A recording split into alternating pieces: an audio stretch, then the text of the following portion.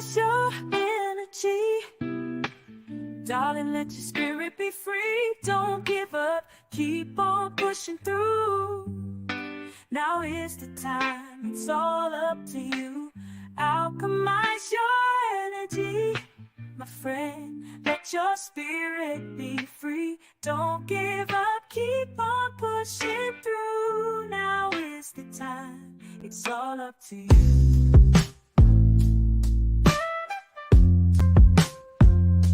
No matter the storm, but over tragedy. No matter the storm, but over tragedy. No matter the storm, we will always take flight. Keep on pushing through the darkness of night. There's no limit, let's reach for the sky. Shine so bright, from darkness to light. I love who I am. I'm loving me. Look in the mirror, unapologetically. Love what I see. Love who I am. I am invincible. I am a fan. My curves and my features, God makes no mistakes. I am successful. I am what it takes. I'm bulletproof. I'm 100 proof, and I love who I see. Because I'm living my truth. I'm invincible. I'm incredible. A star in the making. I reach past the clouds. I'm invincible. I'm incredible. And no one can stop me. Can stop me now. I'm invincible.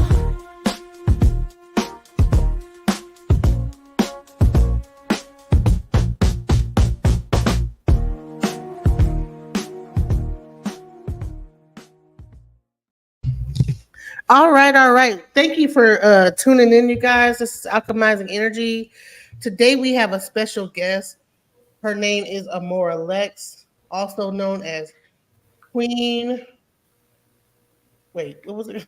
Queen Stack.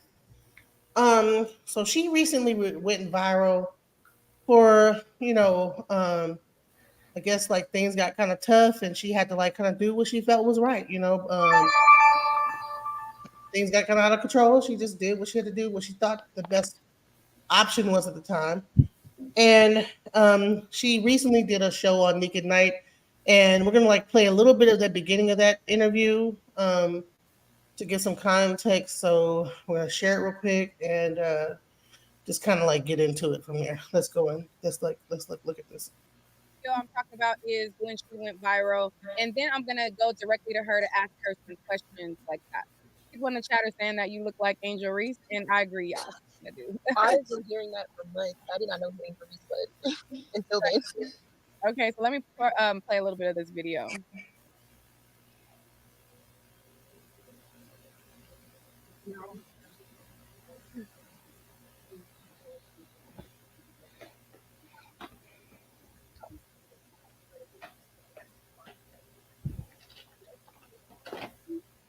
It really don't matter.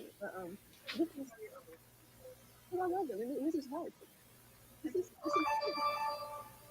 better. Like, it's for me to get better and focus on my schooling, my health. Number one, my health. I don't die. I can't do shit for them if I'm dead. I can't stop stressing if I don't have health. And it's like the guys didn't help me. They didn't listen to me deep. I done lost everything. So many times. But you know what? Like I said, I'm gonna come back to them. And as far as the hope,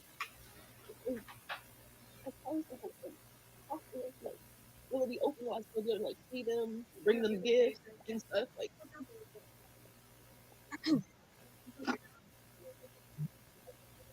okay, so I'm gonna pause it right there and bring Amora up and let's talk about it. So, hey, Amora, how are you? Introduce yourself.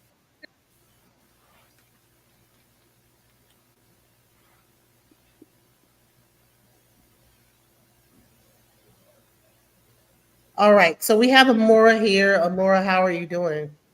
Above all, I'm in good spirits. I'm cool. I'm okay. How are you? Wonderful. So let's introduce ourselves.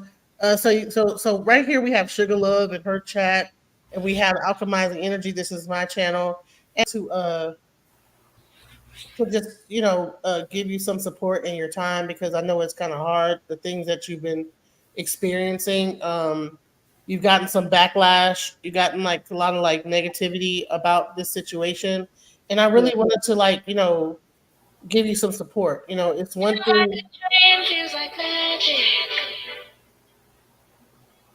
Sugar Love, what you doing, girl? Her phone.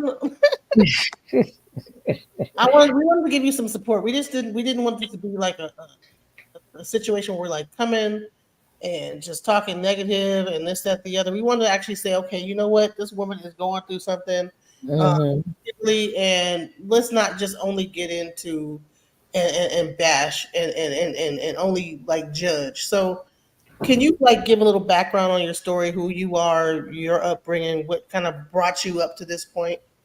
Yeah. So, I'm 27. I'm out here in Ohio. Um, as far as like my upbringing, my mom, she's of course she's okay now, but from at an early age, I can't really remember a time my mom was sober. She had an alcoholic problem. Um, my dad, he was gang affiliated, so he wasn't like necessarily always around. He like wasn't mentally there. Like even if he wanted to be, he was shot 3 times in the head and twice in the chest. So yeah. And then as far as the only person like a parent figure to step in, like as a she's a woman, but like as a father figure or just that extra type of support. She's had a habit since before I was born. So just to kind of imagine the upbringing with that, and there's my mom, because it's not my mom, my dad has multiple baby mamas. I have about 26 brothers and sisters, and all of our parents were or are addicted to something. Um so we kind of I didn't have the best upbringing. I've gone through a lot of different things. We'll get into that here, but and I've taught myself everything that I know, or my older sister at least taught me as well. So it was just like all of that, um, together. I just it's just been a lot. I've gone through a lot, and I'm trying to change my narrative. So basically, how many children do you have at the moment? And like, when did you have your first child? No, I 15 or 16. I got pregnant at 15, Okay. Um, around the time I just turned 15, actually. So yeah. all right, I'm sorry to cut in. Hey, hi, Maura. Let's just go back a little bit. Right now, you stated that, the abuse started with you, between 14 and 15. What was life before that? Like, was your abuser like a family friend, a babysitter? Like, walk us through that. Well, to be honest, he kind of came out of nowhere. So around 14, 15, I was still like socially delayed, or not necessarily like in touch with reality. I was always just in my head or very quiet. Um, so, he was like a short, fat person, kind of. So, like, he was like short enough to blend in with all of the kids. So, of course, I'm not thinking that it's a grown ass man nearly about to be 22. Um, so, just like normal, kids, you meet, you talk, you kind of grow a friendship and things like that.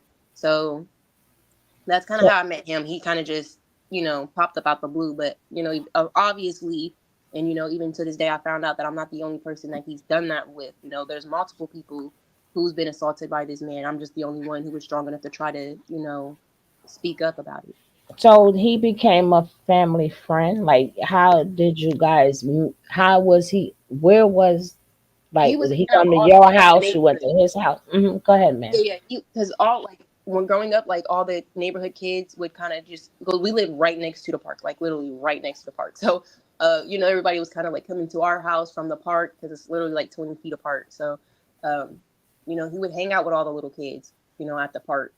And, collectively, they would all come over to our house and just be sitting there in the driveway or in the garage or something. So what do you remember? Because you're young. So what would you consider like his first form of grooming you? As in, did he make it seem like you're beautiful, like you're pretty, or like how did that process go? How long did you knew him before he made the move on you?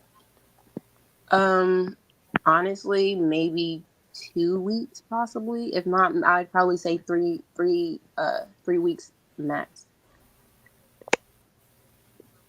So, like, And I'm sorry, go was ahead. was that at a house? Was that outside? Or being that he's with all the friends, did like he pull Yeah. you into another room? Like, So, if you want to talk about it. oh yeah, yeah, I know what you mean now. So, like, around people, like, how can I put it? Like, I'm there, like I'm the one that's just there, like really not no. I don't talk to nobody, but everybody likes me. I like everybody, so I'm just there.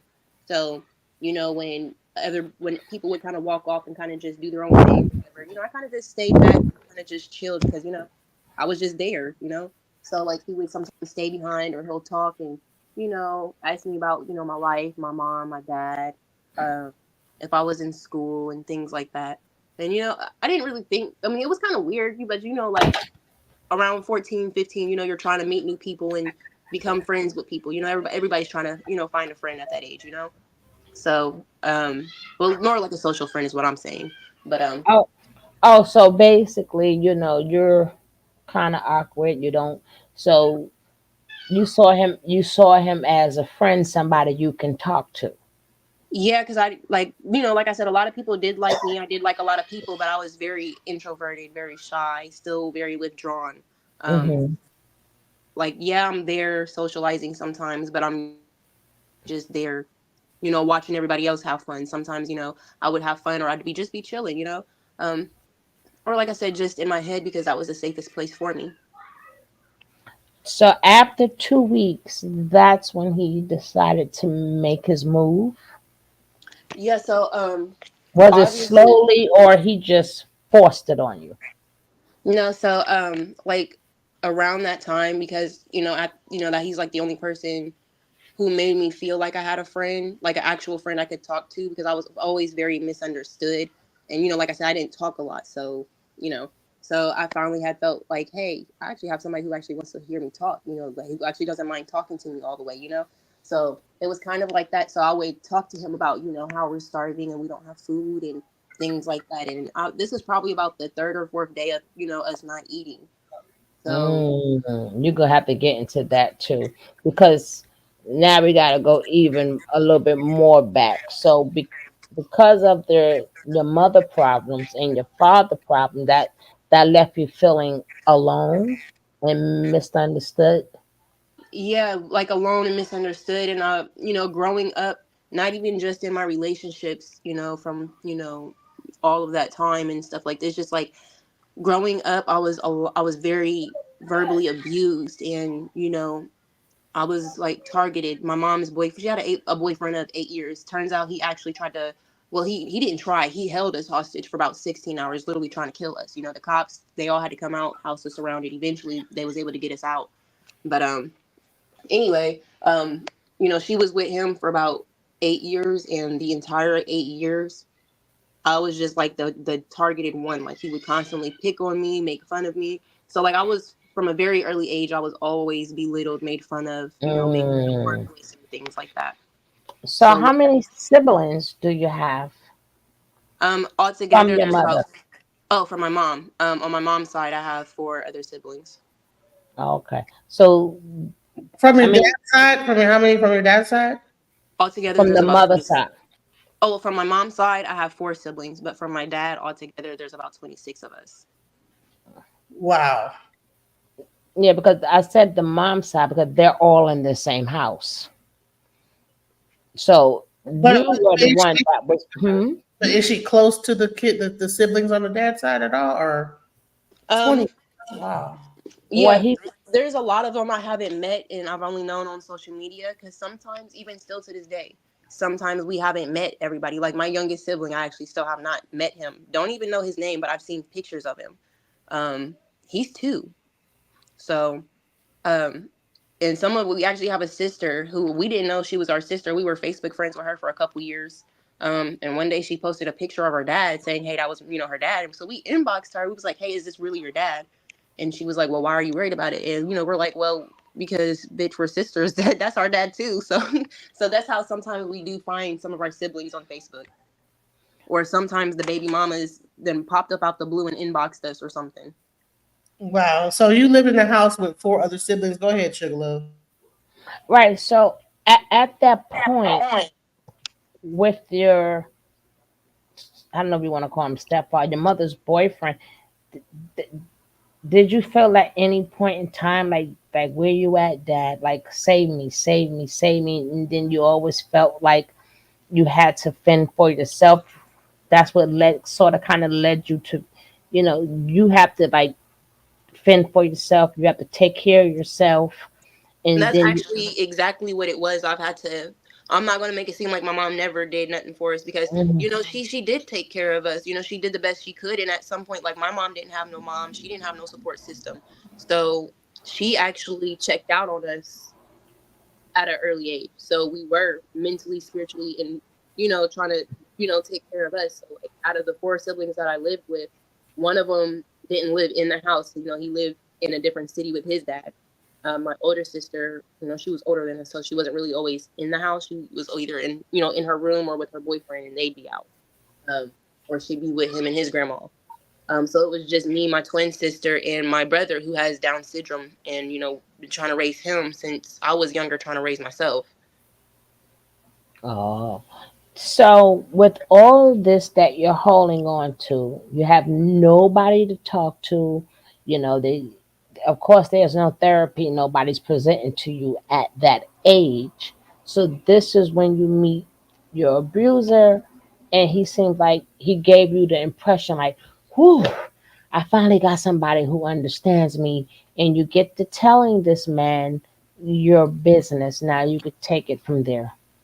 Yeah, so um, we'll say the day that it happened. Like I said, this was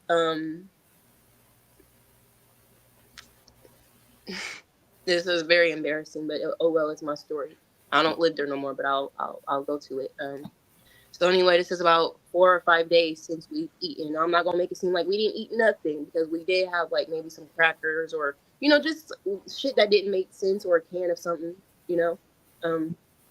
So anyway, it was him and his friend, another grown ass man who was actually older than him. Um.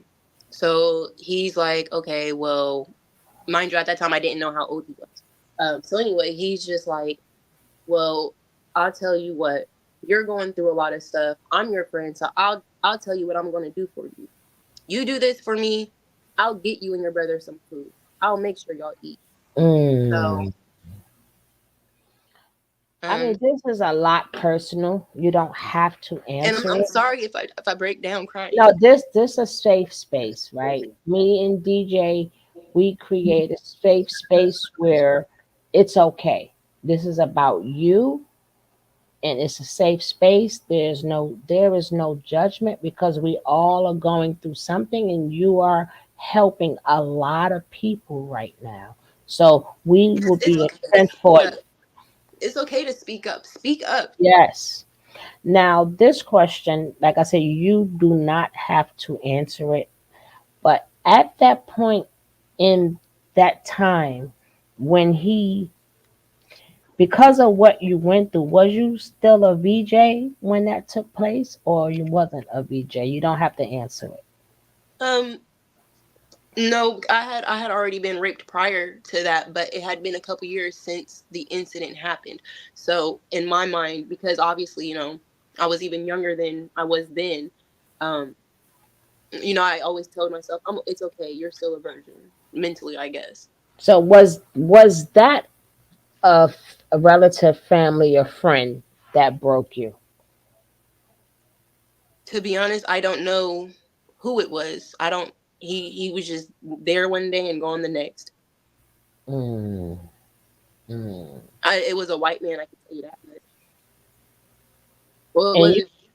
I'm so sorry. that, so if that was before you were 15, so that would have been at the age of. I don't know how old I was at this time. I can't even lie to you. Wow, that's memory that's stored, man. Right, she blocked it. She blocked it out, which is natural. It's very natural. Oh my God. So, so this other guy sits up there and okay, I'll do this and this if you do this and this. Go ahead, baby. Yeah. So now, mind you, I'm not. Let me rewind it back just a little bit because this isn't the actual very first time that I was proposed this, but I still didn't know how old he was. We're 15, so I'm just thinking he's like a horny boy or something. So it wasn't the first time that this was proposed to me, but this was the first time I was hungry as fuck. I was like, I'm 15. I'm trying to do what I can. I even tried working at a little candy store, and I was there for about 8 hours. This man gave me fucking $5 and a couple candy bars, and that's what me and my brother ate. But anyway, um,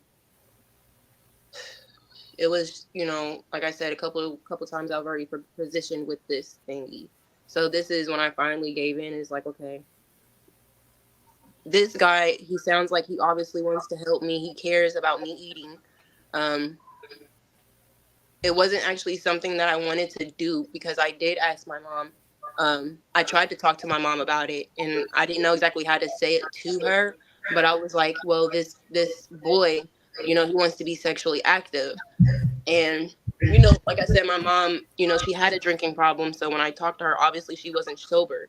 She said, I mean, she's proceeded, she's always used to tell me and my sisters growing up about sex and how it feels so good and things like that. Um, but she was just like, if you don't do it, somebody else will, if that makes sense. So I didn't know how to take that. I didn't understand what she said. She said a couple years later that that's not what she meant, but I didn't know what she meant. So in Hmm. my mind, I'm like, okay, so I have to do it. I'm gonna get help. I have to do it, type thing. And so it was just like, okay, well, like I said, if you do this, I'll do this. So his friend, he had his friend wait outside the door, and he did what he did. And because I had only been, sexually touched or molested or whatever one time prior, years prior, it still hurt because I wasn't like out there. I wasn't having sex. I didn't want to have sex. Anybody who personally knows me, like at that time, I was actually still playing with Barbie dolls. So Hmm. like when I say I was like actually socially delayed, I was the safest place in my head was, the safest place for me was in my head. So I didn't actually grow up at the right pace, I guess. So were you so you were still living with your mom when this happened when you got pregnant at 15, or were you Yeah. on your own at this point? Okay. I was still with my mom. Okay. So once you got pregnant, and what? Well, should we skip past? Do you have any more questions? Something you want to ask? No, I like to walk it through so people can get a better understanding of her and not have judgment of her. So I like to walk it through. Right. I don't Yeah, like I to. mean, at the end Right. of the day, like as much as it is embarrassing to say that, I mean, technically my purity was taken from me before, but don't get me wrong, I'm 15 and stuff. I mean, I know now that it's not my fault, regardless if I, um, what's the word when you like, when it's not like physically, because You I'm was not gonna say, coerced. You yeah, was I'm not gonna say, coerced and manipulated. But at that point in time, when you made that decision, was it because you felt like you had to help the family at the same time? Like, we have no food. I got my disabled brother, so you chose to be like, okay, I have to step up, even because a lot of women go through that. A lot of women have done it and have went through it. so at that time, it was not only was I desperate for food, um, because you know I'm 15. I don't have any solutions. I still don't know nothing about the world and anything like that. So, you know, in my mind, you know, I'm trying to talk to the only person who's supposed to have my back at that time, which was my mom. You know, she's saying if you don't do it, somebody else will. So in my mind, I took it as her saying, you know, I have to do it. And then just in that moment, it wasn't just him I was talking to that very day. It was him and another grown man. So it was like that peer pressure that it was intense. But So, as far as, oh, I'm sorry. so after that first encounter, did you like? How did you see him again? How did you feel about him, and how long it took for you to see him again? Um, so realistically, after that first encounter, his friend came in with like, you know, grinning and stuff, smiling. He had a big cheesy smile on his face. And you know, he's like, well, you stuck to your promise, so I'm gonna have my friend order your pizza or whatever. So he ordered the pizza. The problem was that I was so disgusted with myself, I still didn't eat for 2 days. And the pizza was actually only big enough to feed one person. It was a personal pizza. So unfortunately, I was so desperate for food and trying to help my brother, mind you, who has Down syndrome. He obviously can't fend for himself. Um, yeah, and embarrassing enough, I it was a personal fucking pizza. Didn't, you know, just whatever. All right. So now I'm sorry. you see him again, and then it happens again. So how long does it take for you to find out you're pregnant with baby number one? Um, so afterwards, I was like disgusted. I still had a good heart because I actually wanted to be abstinent. I've actually always wanted to be abstinent. That was actually always a really big dream of mine because I've always wanted to be married, have the big happy white picket fence and things like that. But anyway, I probably didn't see him for maybe a day or two after that. Um, and then it was kind of to a point like when he did come, he would also come with the other grown man, and the other grown man would have a bottle. And, you know, what they would drink with my mom, and she would be passed out. So sometimes, you know, they befriended my mom, so sometimes they would still be there. So when it's time for everybody to go, you know, be sleeping, and my mom's passed out, sometimes he would come in, and at some point I would start locking my door, but he would just Mm-hmm. start coming through my window because my window didn't lock. So Mm. yeah. Um, and then it also just blatantly came to a point where he was so comfortable he didn't care because, you know, my mom was already checked the fuck out and already drunk to where he would willy-nilly pop up at the house at 10, 11 o'clock at night or 9 o'clock or just trying to come over, kick it, trying to talk and things like that. And for a while, you know, that became my normal.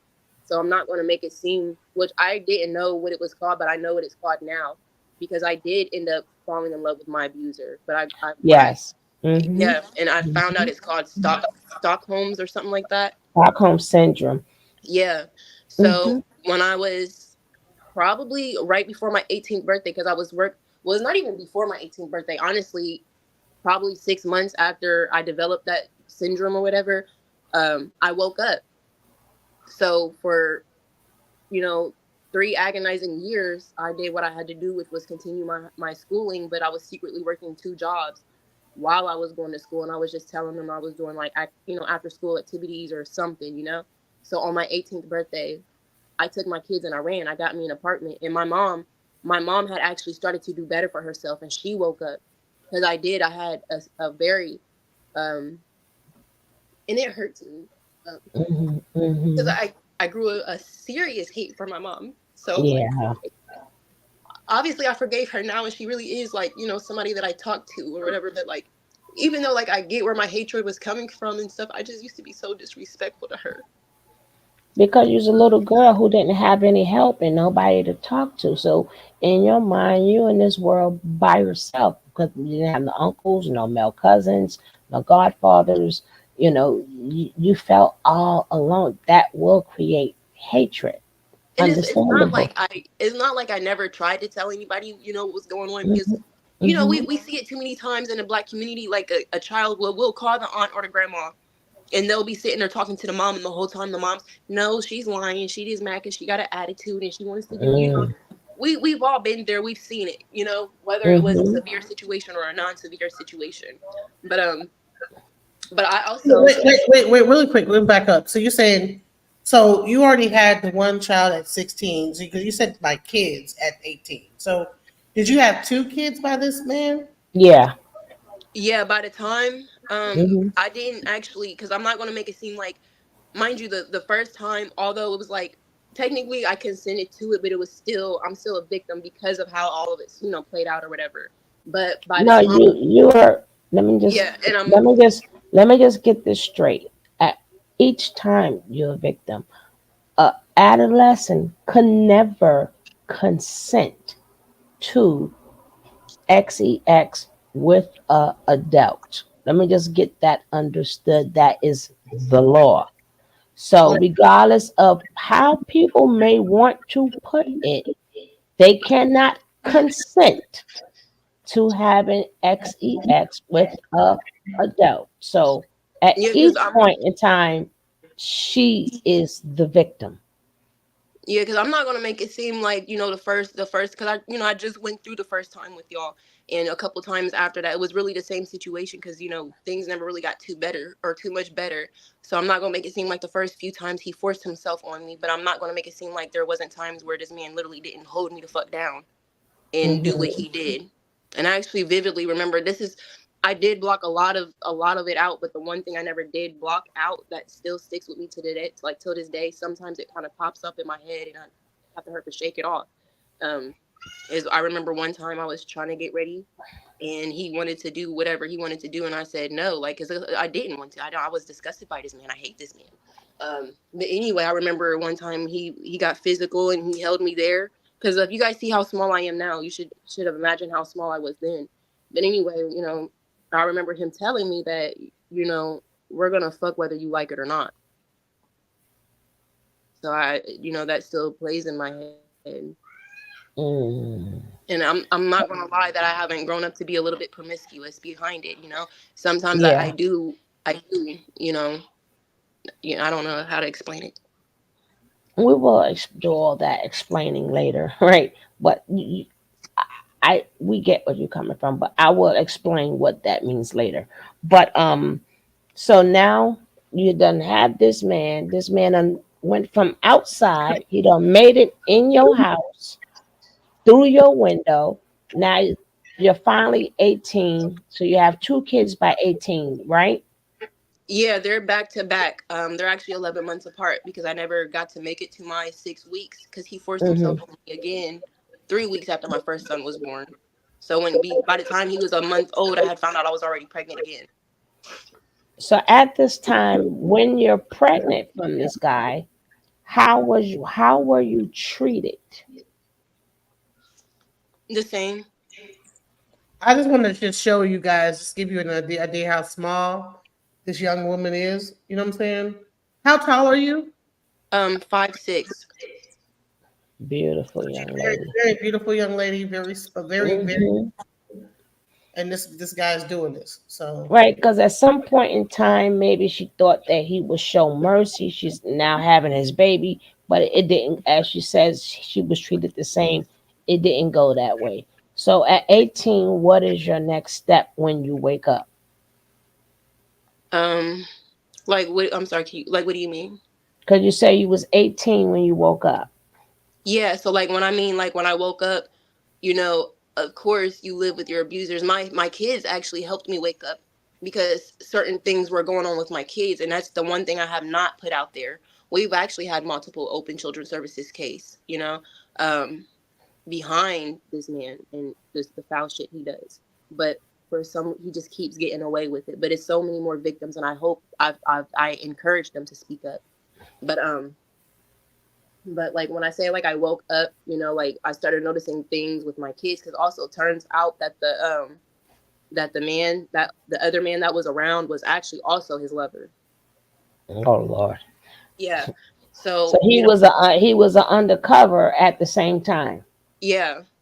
And like I haven't said it in any of the interviews because regardless, like my story is my story. So like, the truth can never be a diss or anything like that. But I don't want to bash these people. I'm not saying that truth, and if they don't like how they wrote the story in my book, then they should have changed their character. Exactly. Now, okay, you're going through this, you're finding out this. Now let's walk. Okay, now you meet. How long is it before you meet? Did you have other men since him, or you directly met, as you call the nightmare? Oh, the my second child, the second baby. Right. Did you date a little bit, then met him, or you met him next? So my second son's dad, after I moved into my okay, with the first baby dad, when I finally got away, I kind of chilled for a couple years. I've had a couple relationships, you know, nothing serious. Okay, then you meet him. Now, is he age appropriate or is he older, way older too? Um, no, he was age appropriate. My second son's dad, you were around the same age. Okay. Um, so when I met him, I had already been single for um probably about 2 3 years. At this point, I was kind of just actually I was really just chilling for real, not really looking for nothing, much or nothing. So, I met So how? him. Hold on, because sometimes only reason why I said let's go back because these are crucial points that women need to learn. Yeah. How did you meet him? Like, was it in the store? Was it like Um. through a friend? Like, how did you meet him? Yeah. So when I met him, this was actually 2017. Um. Now, when I met him, I'm not gonna lie, I met him through a mutual friend because, well, the Hmm. same week that I had got sick, because somebody had actually broke into my house and actually I got raped on the couch. So, You um, were baked again? yeah, I've been unfortunately raped a few times. Oh Lord! So this will make the third person who violated you. Okay, go ahead, Yeah, baby. and this time I didn't know who this person was. This is somebody who broke into my house. And my boys, I only had the two boys at that time and they were upstairs sleeping. And So, then you had to fight through that. So you left men alone. So then now through a mutual friend, your friend go, "Hey, I know this guy," or did she go, "Hey, he's a great guy"? Like, how was he so presented to you to make you even want to meet him?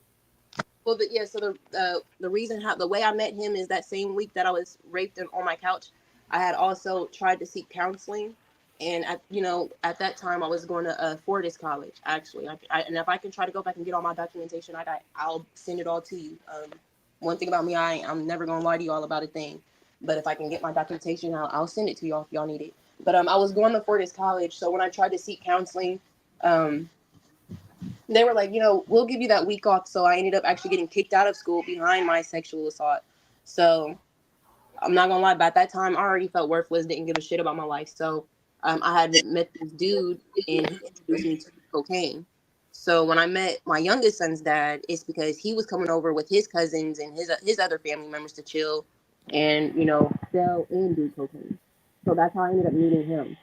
So, um, So you met the second baby daddy, right? And that's the one he put that is that the one who pretended he was such a good guy, but come to find out he was not. Yeah, yep, that's the one. So now, obviously, when I met him, mind you, my family is a lot of drugs and prostitution, and so certain things, I try not to look at because you never know, whatever. But anyway, Mhm. so at that time, I figured out I didn't like cocaine. I tried it. I didn't really fuck with being energized, damn near what felt like 24/7. Um, Mhm. so I stopped, and then he continued to sell it, and then I inspired him to stop. So, but when I met him, though, although he was saying, because there are functioning addicts and stuff out there, and this is where I do feel like, I failed my youngest son before he was even thought of or conceived of. But anyway, um, he was, selling his drugs. He was just saying, he's got goals and stuff that he's trying to do. He said that he was working, he had a job, he had a house and stuff, and he just, he sell drugs because he needed the extra income to like pay for his housing and shit like that. And me, I'm like, okay, cool, I understand it because that's how my family, you know, was back then and shit. So, it turns out the house he was living in was his sister's. The car he had, it was his car, but it was already out for repossession. Um, he wasn't just selling drugs; he was mainly using them and just selling them every now and My then to how, get the new bag. right, slow. Let's go back. How long was you together before just the lies started coming up? Um, I'd probably say we were probably together for about a month before I started to like notice certain things. But I'm also Mm-hmm. very naive, or well, at that time I was very naive, and I was still looking for that you know Savior. that savior, that love, that like that hopeless romantic. I was a hopeless romantic, we'll say. You Mm-hmm. know, um, so once because I still wasn't like talking to him like messing because we were actually friends for about a month or two before we actually dated. So once I inspired him to get clean and stuff, he tried to pursue me. I wasn't really kind of looking for that. So he pursued me for a while, and I was like, okay, maybe I'll give you a shot because I did. Once I did find out that he was lying to me about certain things, um, just like every female, some people will walk in on their man and see him cheating and still take him back. So, and we weren't anything exclusive, so I was like, it's cool. You lied to me when you didn't have to, but I'll look past it. So he said he got well. It wasn't even. I'm not gonna say he said because I actually did notice like he really did. Get clean once I inspired him to get clean. It's just when around the time he got clean and he stayed clean for about 2-3 months, and I started seeing like little different things, like the good things. And I was like, okay, you know what? Mm-hmm. I'm feeling dude. Maybe I actually might, because people do change, you know. So we dated, and then I want to say because I actually was on birth control. I had the Nexplanon on when I got pregnant. So Mm-hmm.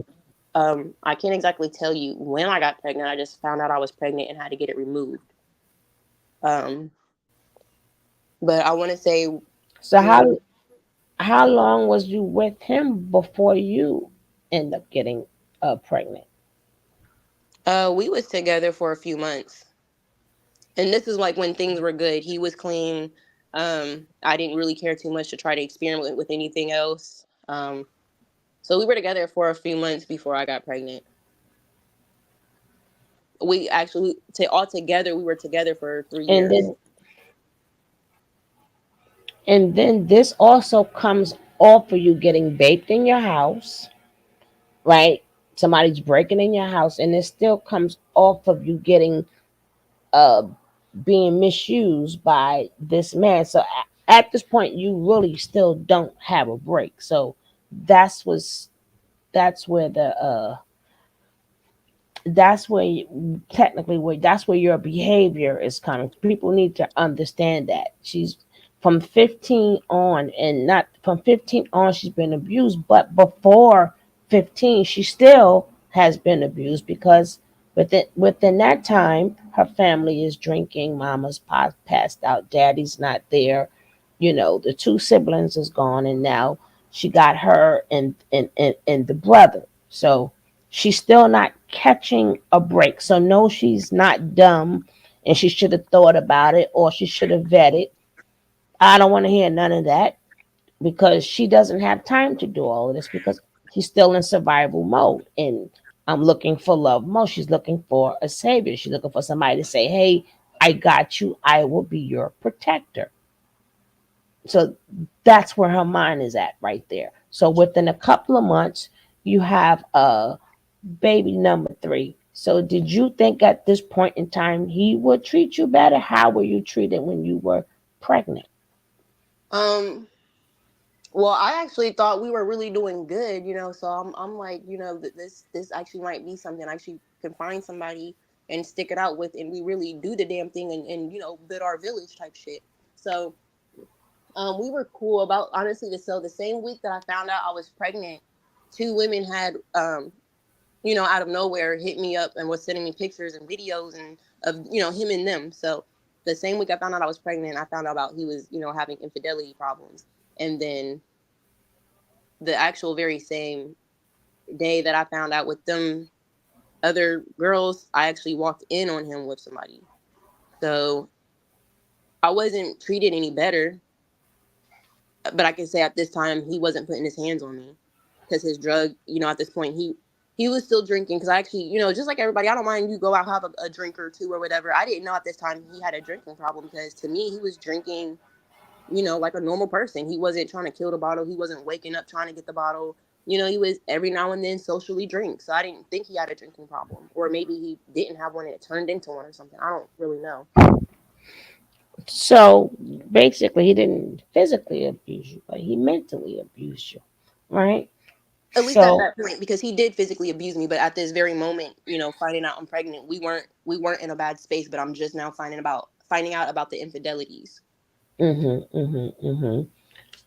I got you. So you're finding about the infidelities. At this point, you have, I have 2 kids and I'm pregnant with the third. right, and then you never had nobody tell you the truth anyway. You never had nothing but lies. So at this point, you probably feel, I don't know. Listen, uh, I've been through this already. I've never heard the truth. Nobody never loved me.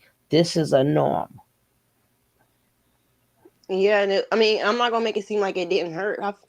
Mm. Like, I ain't gonna. I fucking dropped to my knees. I was curled in a ball crying. I was for another once again in my life. I was, you know, I think it's called that. I was fucked up. We'll just say another. I had another event in my life that was just like, damn, wow, really. But obviously, we were still together for 3 years. At like, well, 2 years because that was the first year. So anyway, we were still together for 2 years after that, and I this man, he truly was a fucking monster. But So I truly love this man. when did the physical abuse start? Um, it started like I want to say I was pregnant the first time he put his hands on me, so I'm trying Hmm. to think. I was probably maybe 5 or 6 months when he put Ooh. his hands on me. And was it, I'm sorry, I'll never do it again type of thing? Or you shouldn't have been triggering me and you shouldn't have did that? Like, which one was it?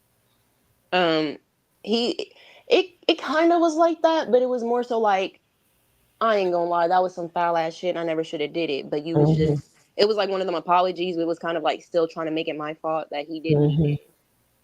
You know. And it wasn't. He I actually don't think I ever heard him say, "I'm sorry. I'll do it. I'll never do it again." I never heard that because honestly, in my head, although I did stick around and try to figure it out because you know like I said I was a hopeless romantic. I wanted that beautiful ending. So I know in my mind at that time I'm like I know the beautiful couples you see on TVs, the picture perfect beautiful couples, they went through some hell bullshit to get there, some trial and error. So I'm like, Hmm. okay, maybe this is just my trial and error. So Um how often did the physical abuse take place? um every week. It wasn't I'm not gonna make it seem like it was exactly every day because there was times where it was every other day or every few days, but it was every week. And we would sometimes have a couple 2 3 weeks, or even actually a couple times we even had a month or so where it wasn't physical, but it was still very much emotional and mental abuse or verbal abuse. And Hmm. here's a question too: where was your mom during all this? She was still around, but not like I wasn't living with her or anything. She's just like on the other side of the city because my mom is also an introvert. She doesn't really talk to people. My mom actually doesn't leave the house, so she was around. Um, and it's a couple of times I've reached out to her, during an argument, and she can hear him start hitting me, or the phone would drop or something. And it's a couple of times my mom would call the cops from the other side of the city where she is, because my mom also she's scared of like driving and things like my mom. She's really just I don't know what it's called, but it's like where you don't leave the house unless you really have to because you don't fuck with Oh, nothing. she has a phobia, like a phobia. She's phobic, Yeah. anxiety. Yeah, like she don't leave the house. Now, And now your mom is she mixed or is she's mixed or is she Caucasian or what? yeah, my mom is mixed. And also I do want to let you all know, like my mom, she didn't make the best decisions, and I didn't have the best childhood growing up or whatever. But I don't blame my mom because I mean I understand now. But her mom was a prostitute and an actual drug addict as well. So my mom was actually sold around and had to deal with, you know, worse things than, well, probably not even worse, but just literally this, nah, yeah, the same shit and some worse shit that I had to deal with. So I understand my mom as I got older. She probably she probably like saw it from a different angle. You think that maybe because she been through stuff, it's like, well, hey, what I'm saying, I've been through it too. Well, by the time, because I did get my first house at my first place, my own place at 18, but I had already left my mom's house by the time I was 17.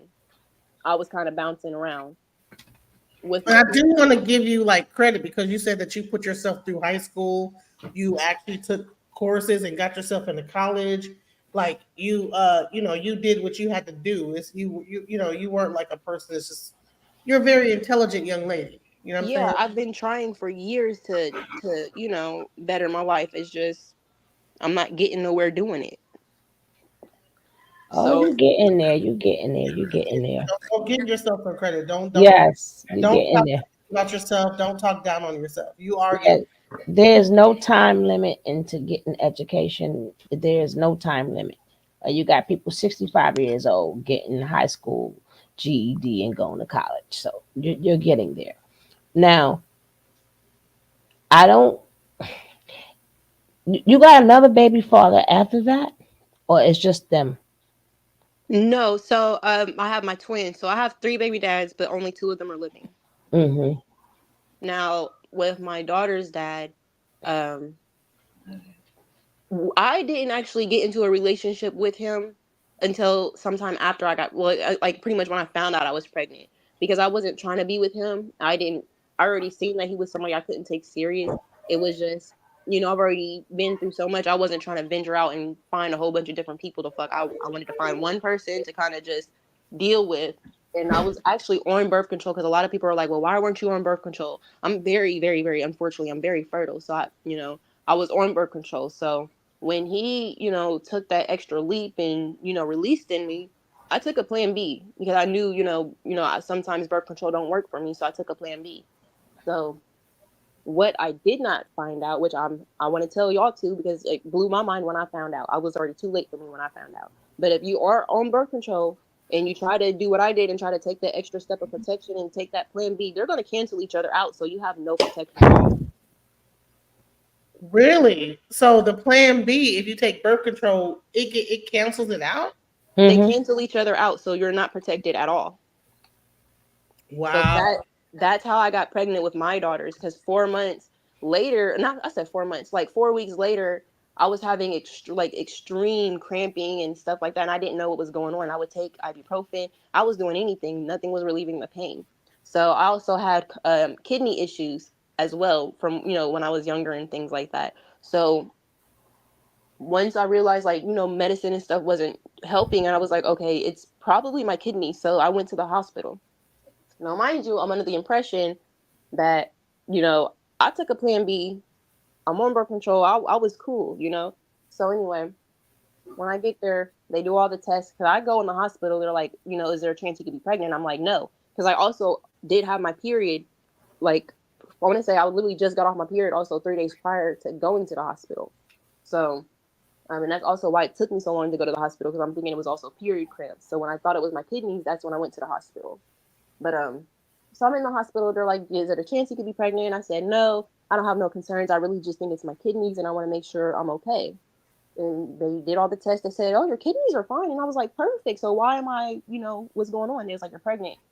And I'm like, What? "Get out of here!" Yeah, I'm not listening. And they was like, "No, you're really pregnant." I'm like, "No, because I was on birth control. I took a Plan B, and I just got off my period." They was like, "No." So they ended up like when I tell you I was not going for that answer, I'm like, hell no, anybody but me.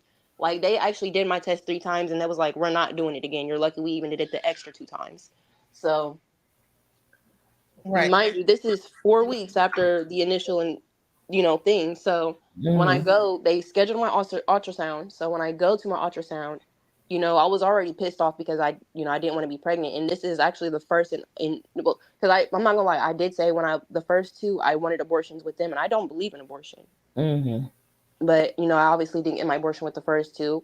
I considered abortion when I found out I was pregnant with my twins, because even if you guys probably go down to my Facebook almost 3 years ago, I actually made a status and I said I wanted to probably put my twins up for adoption, you know? Um, but anyway, so I went to my first ultrasound, and my levels were so, my levels were high. So when we went in there, there was nothing there. And we're everybody's just confused, especially me, because I'm like, there's nothing there. So they was like, okay, well, come back a week later, you know, we'll see what's going on. A week later comes, only thing that popped up was a bag. There's still nothing in the bag. There's just nothing. A So sack. Yeah. yeah, Mhm. they postponed it for another week, and then a dot popped up because by this third visit, this was the visit they were going to do for, like the DNC, or get whatever pregnancy something that's in there, because there was nothing popping up on the screens.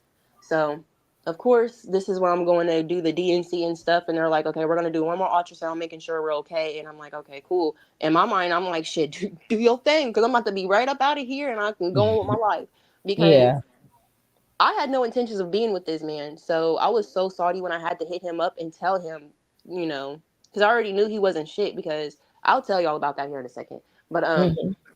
anyway, when I go back to the DNC ultrasound or whatever, there's the bag and now there's a little dot, and I'm like, okay. Now when I tell you the way this, like, I don't know if it was God, because the way, y'all, this shit is crazy.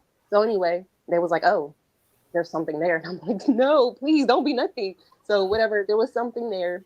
They said, okay, we can't do it. We're just, come back next week. We're going to try to discuss some options and things like that.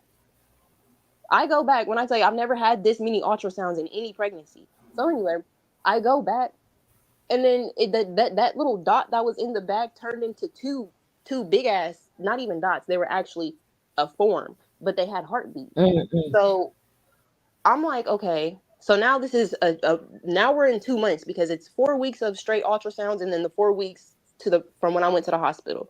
So now this is 2 months. So the heartbeats popped up, and at this time, this is like the COVID, the abortion law passed, so like you can't get an abortion if there's a heartbeat detected. So I was telling them, I'm like, you all kind of just fucked me up. Had y'all just gave me the stuff, I don't know why you guys had to keep doing ultrasounds, because they was like, well, we can't do anything unless we find out it's a viable pregnancy. So with the they needed an ultrasound to say that there was something there. So it was just like, by the time something was there, they already had fucking heartbeats and shit. So it was like, okay, so I'm stuck. So that's what prompted me to make the status saying, because I was excited. I did make a status saying, hey, I just found out I'm having twins, but I also did say I think I'm going to put them up for adoption, because I don't think I could do this. Um, but I did end up spending my pregnancy, most of a majority of my pregnancy alone. I would see him; he would pop in and out, because we don't get along. He was, like I said, as well as, he had issues of his own. Like, he really has some serious things that he does have to work through. And just like, I'm eventually about to go get help, because I do have some things I haven't healed from. And, things I thought I healed from, it turns out I just suppressed the stuff. So when I'm doing these Mhm. interviews and I'm opening up these can of worms, I ain't healed from shit. And Yeah, that's, baby. and that's okay. And that's okay. Because I'm a heal. I'm going to go seek that therapy, because I obviously do think it'll be beneficial. Mhm.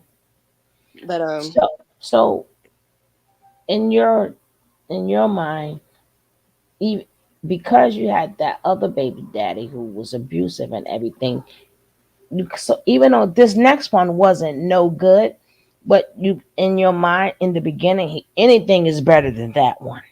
Come to find out, it wasn't. And you're talking about the third one, right? Right? Remember, you said he was mentally and physically abusive. Yeah, So and he what? actually wasn't mentally or physically abusive until, like he would show like serious signs of insecurity. Like, how can I put it? Before, mind you, we didn't try to jump into a relationship. Like, he was already pursuing me, but I already saw he wasn't shit. But I wasn't expecting to get pregnant, because the same time I found out I was pregnant, I was kind of already done with him. I was like, all right, I already saw what it was hitting for. I'm cool. I'm just going back to my little shell. That's really what that was supposed to be. Um, So, um, I'm sorry. Go ask your question one more time. No, I was saying the reason why you probably ended up with that one, even though he wasn't crap, because you figure anything is better than this one I just left. So he can't be that bad, but come to find out, he was that bad. Yeah, and at at this point, when I met him, my other baby dad, the second one, the in between, he was already dead for a couple years. Oh, okay. As of like to this day, he's been dead now 4 years. So he was Hmm. already dead, and I had already spent a couple years, just, well, I'm not gonna lie, the first year I was very severely depressed. I wasn't even having sex. Like I was fucked up. I'm not even gonna beat you. I'm still a little messed up behind his death. Let me tell you Still this. sad. I lost a child's father too, and I understand how brutal that can be because you're thinking that maybe even if they have a drug problem or whatever, you're thinking they're going to come around and do the right thing, and you guys are going to live happily ever after. But then that happens, and it's like it's crushing, and so it's almost like this other person comes in, and you're like, well, maybe I don't have to be a single mother. Bottom line is that like what it really looks like is that to me, like, hey, this person is deceased. I don't want to be alone with these kids by myself. And sometimes, a guy will come in and swoop in and seem like they're ideal, but they're not. You know what I'm saying? Yeah, and to be honest, I'm not gonna lie, with my twins dad, like it's okay for people to be insecure. So I definitely looked past that because I do have some insecurities of my own. So I didn't think too much of it. I could look past that, but I was coming from the perspective of he's then been through some straight bullshit. He said it out of his mouth. He was just looking for peace and comfortability, and the same stuff I was looking for. And then he also, he had kids too. My twins made, because he had 3 kids when I met him. I had 3 kids when I met him. So our twins made it 4 and 5 for both of us. So although we weren't trying to have no kids or anything like that, but it was just like, yeah, I'm talking to this guy. I'm not trying to be with him, but I'm like, okay, mind you, we didn't get together until after I got pregnant, but it was like, he has kids too, so he understands what it's like to be a parent. So I'm like, we had a lot of things that we had in common. So it's like he kind of put on that facade too, because when I met him, I didn't have my other kids because I was going through a false children's services case. So I didn't have none of my kids with me either because they were falsely taken from me behind my son's dad's overdose, because his mom has, even still to this day, that's been going around too, that I killed him. She's been blaming me for her son, doing all that. But in reality, mind you, I told y'all, I experimented the first time in 2017. I didn't know until he died, or when he, no, not when he died, but because he overdosed 3 months prior to him dying in January. But I was in Florida. But I found out then that he had overdosed 2 years prior to me meeting him. So I didn't know that he already had a problem. So this wasn't a new thing for the family. Um, so the reason, I don't know why his mom is still, and I do get it that it's easier to try to blame somebody you don't like than to admit that your son had a habit. Because although I don't have a habit now, my mom can't say I never had a habit. Hmm. I tried ecstasy before, I tried cocaine before. Yes, I did find out that I don't like it, and obviously I took the hit and I ran with it, and I do, I feel bad for her because I don't know what it's like to lose a child forever, but I do know what it's like to have to give your child up temporarily or lose them temporarily. All right, now that you on that, now that you got these 4 kids, right? When did your mental state, like I can't do this by myself, come get your kids? Like when did that creep in? Like me giving up the kids, like what was the last straw? No, but no, what was the first straw? Like what was it in the beginning that had you to even start to feel that way? Before we got to get to the beginning because that doesn't happen overnight. No, it doesn't. So I obviously, for obvious reasons, I mean, don't get me wrong, I absolutely love and adore them now. And I'm glad, they're still here with me. But obviously, for obvious reasons, I didn't want my first two. Um, but above all, like, yeah, they came from such a fucked up situation. But when they Mm. were born, I had looked at them and I'm like, you know what? It's cool. Like, you don't even, you got this. You could do this. And well, that's why a lot of people are like, well, why did you hold on to him for so long? Like, above it all, when I looked at them little baby's face, I figured, like, you know what? I'm gonna be the biggest hero for these kids. I can do it. I don't. And I told myself, I don't care if I got to do it by myself and take on the world alone. I got this, because Cause I couldn't get the abortion that I wanted. And a lot of people are like, well, why didn't you reach out for help? Like, And it's crazy, like, and it's so sad. So I know there are some people out there trying to get help and speak out against their abusers. But do you know how many, even while it was happening, do you know how many people I was talking to, telling them about it? And they would be looking at Mhm. me because I'm talking to them like it's such a normal thing. But you know how many times I talked to somebody and I never got help? Nobody ever intervened to save me. Yeah, yeah. Because I know a lot of times too. You got to remember, a lot of women after they have their kids, I don't care how old you are, they go through that postpartum stage, but they don't know they're going through postpartum. So when they're not helped for the postpartum and there's nobody to help them with the kids, that now turns into depression, anxiety, right? It keeps snowballing to other things, right? So being that you didn't have any help and all you had was tragedy after tragedy, you so many women go through. Matter of fact, a majority of women go through. Anybody's had a baby, we all went through this, right? Now, can you imagine somebody who's never received help and who's asking for help at the same time? So then she got to feed this one. One is crying. Then she's the one is this man is getting abused. This one she's having a problem. So it was never a point in time where Amora had to work on Amora. That's why I said, when did you start getting these feelings? Like when your baby girl was like, "How oh I can't do this alone," or "I can't do this anymore." Like what was like the initial type of feelings? Like, I don't feel like getting up. Like, when did you feel your mind state starting to change? Last year in September. And how old are each child? So we understand. So last year in September, that's when you started feeling this way. How old are all the kids at that point? Um, 9, 10, 4, and 1. So you have a 1 year old. That means that 1 year old, you could still be going through postpartum because a one And Mm-hmm. year those are the old. twins.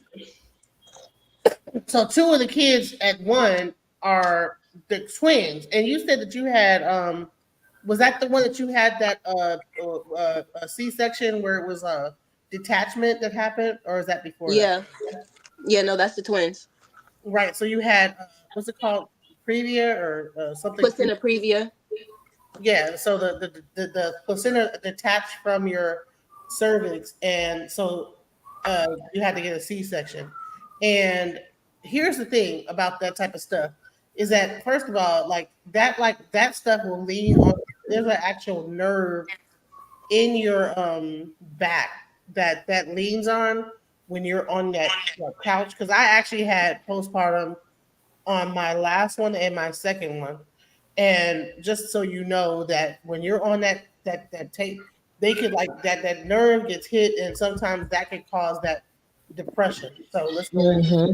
Yeah, because my C section was actually very traumatic too. Because not only, well, do you mind if I get into that labor story really quick? Yeah, Sure, go right ahead. It's about you, sweetheart. listen. So People do not realize that C sections are very traumatic because there is a time where everybody leaves the room. You might, when the C-section is done, and then it's just you and the doctors. And but go ahead. I want to tell you this. Go ahead, and tell the story. So you know how I said I spent most of my pregnancy alone, and that's because I already saw he wasn't shit. He wasn't helping me with anything. But I had, mind you, I didn't have my other ones because were falsely taken. So I had more than enough time. I had 5 incomes at that time. I was really doing my thing. He not only did he fuck up all 5 incomes, but he was destroying all my property, and I wasn't getting no help. He wasn't replacing nothing, helping me with bills, nothing. So I spent most of my pregnancy alone. But my daughters tried to come 3 times, once at 14 weeks, once again at 20 weeks. And then they tried to come again, actually the day prior to me actually having that situation. I went to the hospital because at 20 weeks, I was doing my brother's hair and I went into preterm labor. I started dilating and I didn't know because I was doing his hair for hours and I'm just like, why am I going through so much pain in my back? And my stepmom, she's still somebody very close to me. Like, I love that girl. I love that woman. I'm sorry. Let me rephrase that. I love that woman. But she's like, well, you might be going into preterm labor because I had contractions all on my back. So we went to the hospital. They was like, "You're contracting and you're 1 centimeter dilated." And I was like, and she was like, "See, I told you. What did I just tell you, Lex?" So she ended up leaving because I was getting admitted. Then they sent me home. So some time goes by. They try to come again. And then the night before, I went to the hospital because I was for sure it wasn't even contractions in my back. I literally felt the contractions that were 5 minutes apart. So the hospital was like, "Well, if they're gonna come, we didn't already try to stop it 3 times or 2 times at this point. So if they're gonna come, then we're not gonna stop it." And I'm like, "It's too early, like we have to try to do something." So because mind you, this is already a point where I would realize I'm stuck with these twins. So I done already, I done fell in love with them now. So oh, and I found out they were my only girls. So yeah. So they sent me home, and I'm like, okay. The next day, I'm taking it easy because when I was pregnant, I was working 2 jobs to, so I made sure I had everything for when they were born because I knew I wasn't gonna have that help. So um, they sent me home. I took it easy the next day, called off of both jobs. Nothing happened. So I'm going to sleep. At this time, the girl's dad was there. He ended up popping up. He ended up popping up and he ended up staying and shit. So he popped up. We're sleeping. I'm laying there. I start feeling like something come out. So I heard him open my eyes. Mind you, I'm dead sleep. I open my eyes. I'm laying there. I'm like, okay, I'm just tripping. So I start going. I'm halfway asleep. I feel it again, and I'm like, okay. Now, mind you, I never had none of my water break with none of my kids. So usually you hear the stories, it's just a big gush if your water's gonna break. You don't hear about the stopping and the starting. So I'm like, okay, I'm halfway asleep. I feel it again. So then I don't go back to sleep because I'm like, okay, I know I'm not tripping. So I feel it again, and this time I'm up. So I'm like, oh yeah, I'm not tripping. So I get up, I look on the bed, I see that it's blood. Now at this time I was living in a 2 bedroom apartment. My bathroom was like 10 steps away. I go to the bathroom, I turn around, cut the light on, and then I get that gush, but instead it wasn't water, it was blood. I had a gush of blood, and it was just spilling out. So it was blood all over the bathroom. I started screaming. He runs in, um, and he had a warrant out at this point. So he's like, I can't call the cops because if I do, I have to leave. So I'm like, okay, fuck it, we're gonna drive to the hospital. So he didn't even offer to drive. I had to drive myself to the hospital. So I got a towel in between my legs. I'm bleeding all over the car. Then the contractions start. They're 2 minutes apart at this point. Like I can literally feel them coming down. So I'm trying to drive. I'm trying not to crash. I'm still bleeding out. So I'm getting a little woozy. Finally get to the hospital. They look at me. They say, well, we're going to try to keep you pregnant just to leave the room. And they came back 3 minutes later, because thank God they hooked me up to the monitors and they were able to detect their heartbeats and stuff. So they left the room and then they came back and they said, well, you know what? We're just going to give you a C-section because you're bleeding out really bad right now. We don't know where this blood is coming from. We can't even tell you what the hell is happening. So like 17 people start rushing into the room. They're trying to talk to me like all together. I'm signing this, signing that, trying to stay awake. I'm getting woozy. They putting medicine in me. It's too much. So leading up, like walking out of that room to go to the operating room or whatever, they almost snatched the IV out of my arm because they forgot to grab the IV pole. So that was one thing. And then when I get into the room, I knew because everybody starts looking up stuff when you're pregnant. We all do it. So you hear the stories like you're gonna feel pressure, but you're not gonna feel anything at all. And I was like, okay, so I'll try to be open minded, but they didn't give me enough medicine so I could actually feel. At first I kept telling them like, I could still feel y'all poking at my stomach before they're cutting. And they're like, oh, you're gonna feel something. And I'm like, I'm going to feel pressure. I'm trying to tell, like, they weren't listening. So they started cutting a little bit and I'm like, I'm whining, but I'm drugged up at this point. So I'm whining, but I'm trying to tell them I can feel it. My heart rate and stuff starts going up because I'm obviously in a shit ton of pain because now y'all just keep cutting. So then I ended up passing out. And then I woke up in the well, eventually when they realized like I'm not lying, I really do feel it. They try to do whatever. Like I said, I already passed out by then. So I wake up in the hospital room. Don't know a damn thing. All I know is I'm not pregnant no more. My stomach's flat. I'm in a shit ton of pain. Where are my babies? I don't see nobody, but I see this nigga sitting here on his phone. So um and right actually before I passed out, as I was passing out, then that was when they were like putting one of my daughters over the thing. Like I seen her and then I passed out. That was all I got. Um, so when I woke up, they come in there and I'm like, okay, I don't want to hear nothing. Where are my babies? They were on the second floor, so they was like, you just need to rest a little bit. I'm like, hell no. So I'm trying to get up and go see my babies, and They wouldn't let me. So that was how my birth went. Well, they're not technically they're not supposed to because they don't know where your heart rate is at. So that's why when it's early, when even if they make a mistake, even if they do not, they want to make sure your blood pressure don't go or off the roof. So usually, depending on how you are, that's what if they'll let you see the babies or not. Because there are a lot of parents, if they're already going through some type of trauma, because of the a C-section, their pressure go all the way up. That's preeclampsia, right? So they wanted to make sure of that. Okay, so now you have the battle. I'm gonna say real quick, Mm-hmm. just so you know, C sections are very traumatic. Mm-hmm. I don't know anybody that went through a C section that it was not traumatic. Like you feel them cutting on you, you feel everything. You know what I'm saying? Because they have to keep you kind of in like this twilight mode to when Mm-hmm. you're awake. So you're gonna feel. They're gonna say it's pressure, but it's really them cutting and doing a bunch of stuff. But they tell you imaginarily, oh, it's pressure. No, it's them cutting and removing your organs and doing all this other stuff Mm-hmm. to get the And baby. Okay, so I wasn't tripping on because I'm like, no, I feel that's this shit. five Like, layers, right? no. That's five layers of skin, five I'm different like, layers. Uh-huh. yeah, they And talking then about they're we gonna gave cut you your pain uterus. medicine. And I'm like, hell no, I already passed out, y'all. I Oh, don't know listen, if and they you even probably gave me didn't medicine pass out. afterwards. They probably gave you a dose of whatever it was to kind of like get you to zone out. You wasn't all the way passed out. They just get you enough to where you know what I'm saying. And then there's Yeah, like, no, that's the thing. I literally passed out like I was unconscious. wow, Like it you was like gonna feel it though. You when you in the C-section, you gonna feel the whole situation. It ain't you think that no, you're gonna feel because I felt it. Trust me, and I had C-sections. Yeah, it's not a joke. So yeah. yeah, and honestly, I think because I never, that was obviously my first C-section, and before then, I never had like no surgeries or no procedures or nothing then. So I think all of that mixed together, plus feeling the pain, I'm freaking out. I think it was just like, I don't know, that was just enough for your girl. Okay. Yeah, So somebody should have told you that. Yeah, you're gonna feel it. C-section don't mean you asleep. You awake the whole time.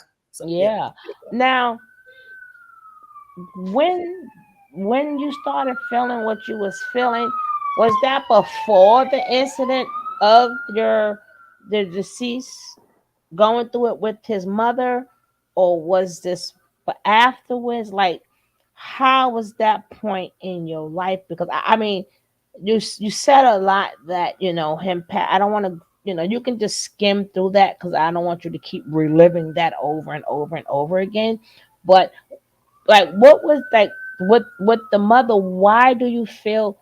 Why does she feels the right to blame you when you ain't even with him? You're, as you stated, you were home texting him, and you thinking that he's out doing him, but he's really was, as you call it, the BBBs, right?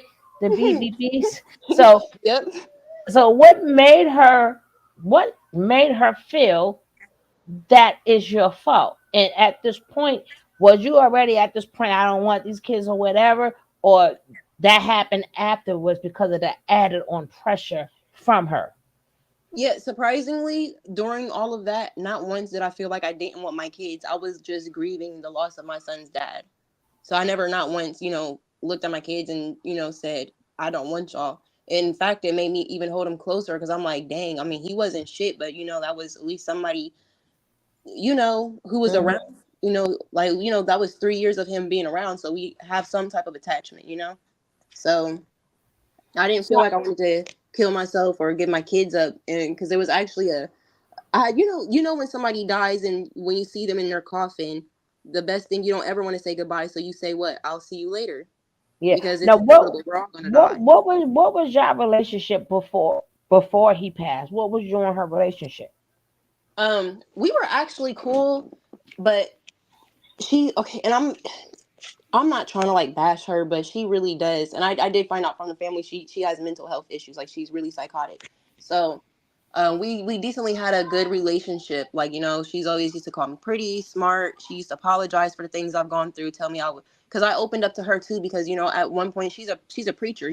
So at one point I've always been Oh. skeptical. So I opened up to her because I wanted to try to seek God and things like that. I didn't know that she was going to use it against me and to turn it to try to hate me and judge me and, do all that stuff. I felt like it was a safe place with her.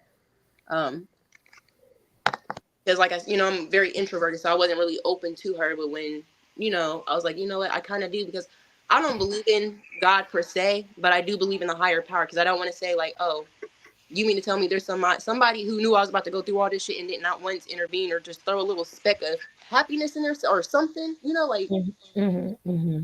So, but I'm open minded. I do believe that there's something. So when did the beef start with her? That was, I mean, while he's living. Oh When yeah, did? yeah. Um. So, in particular, I was pregnant with my youngest son, and I went to a homeless shelter.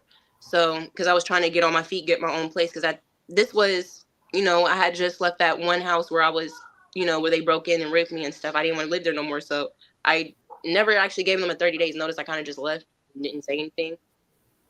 But so I was living with my sister and stuff, and when I found out I was pregnant, I was trying to, excuse me, I was trying to, get on my feet. So I went to a homeless shelter, and I was saying like, hey, if I'm going to a shelter, if you want, I'm trying to get on our feet. We can go get an apartment together. They'll help us. Um, he didn't want to, so I ended up going to the shelter by myself. And probably about 3 weeks in, maybe a month of being there, I guess he had some kind of conversation with his mom that I didn't know about. I wasn't in attendance for. So she texted me at like had to be like 4:30 something in the morning, um, just talking all type of crazy stuff like, you're nothing, you will never be nothing, and that's why you're homeless now, and da da da da. And I was like, what the fuck? So I ended up calling him like, what is this about? Because Oh, I forgot one thing. Now, is this the point before or after when you was like, I lost everything? I lost everything. Well, did that part come up yet, or is it coming? When you said I lost everything. by this time I had already lost a couple, 2 places twice and bounced back. I lost my first place that I had got when I was 18. I lived there for 2 years. The first year and a couple months was paid for already. So that second year is when I want to say I got evicted in like August or something. So I lost that. That's when I got the other house. That's where I was, assaulted in that house. So um, then I went to my sister's house, found out I was pregnant. So I tried to get on my feet then, but I had already lost so much by that time. Mm-hmm. And even then, I didn't feel like I wanted to give my kids up. My kids was in the shelter with me. They slept in the abandoned houses with me. Um, Not gonna lie, shit. When they kicked us out at 5 o'clock in the morning, shit, they walked for hours and miles with me until I found an abandoned house that was safe enough for us to rest in.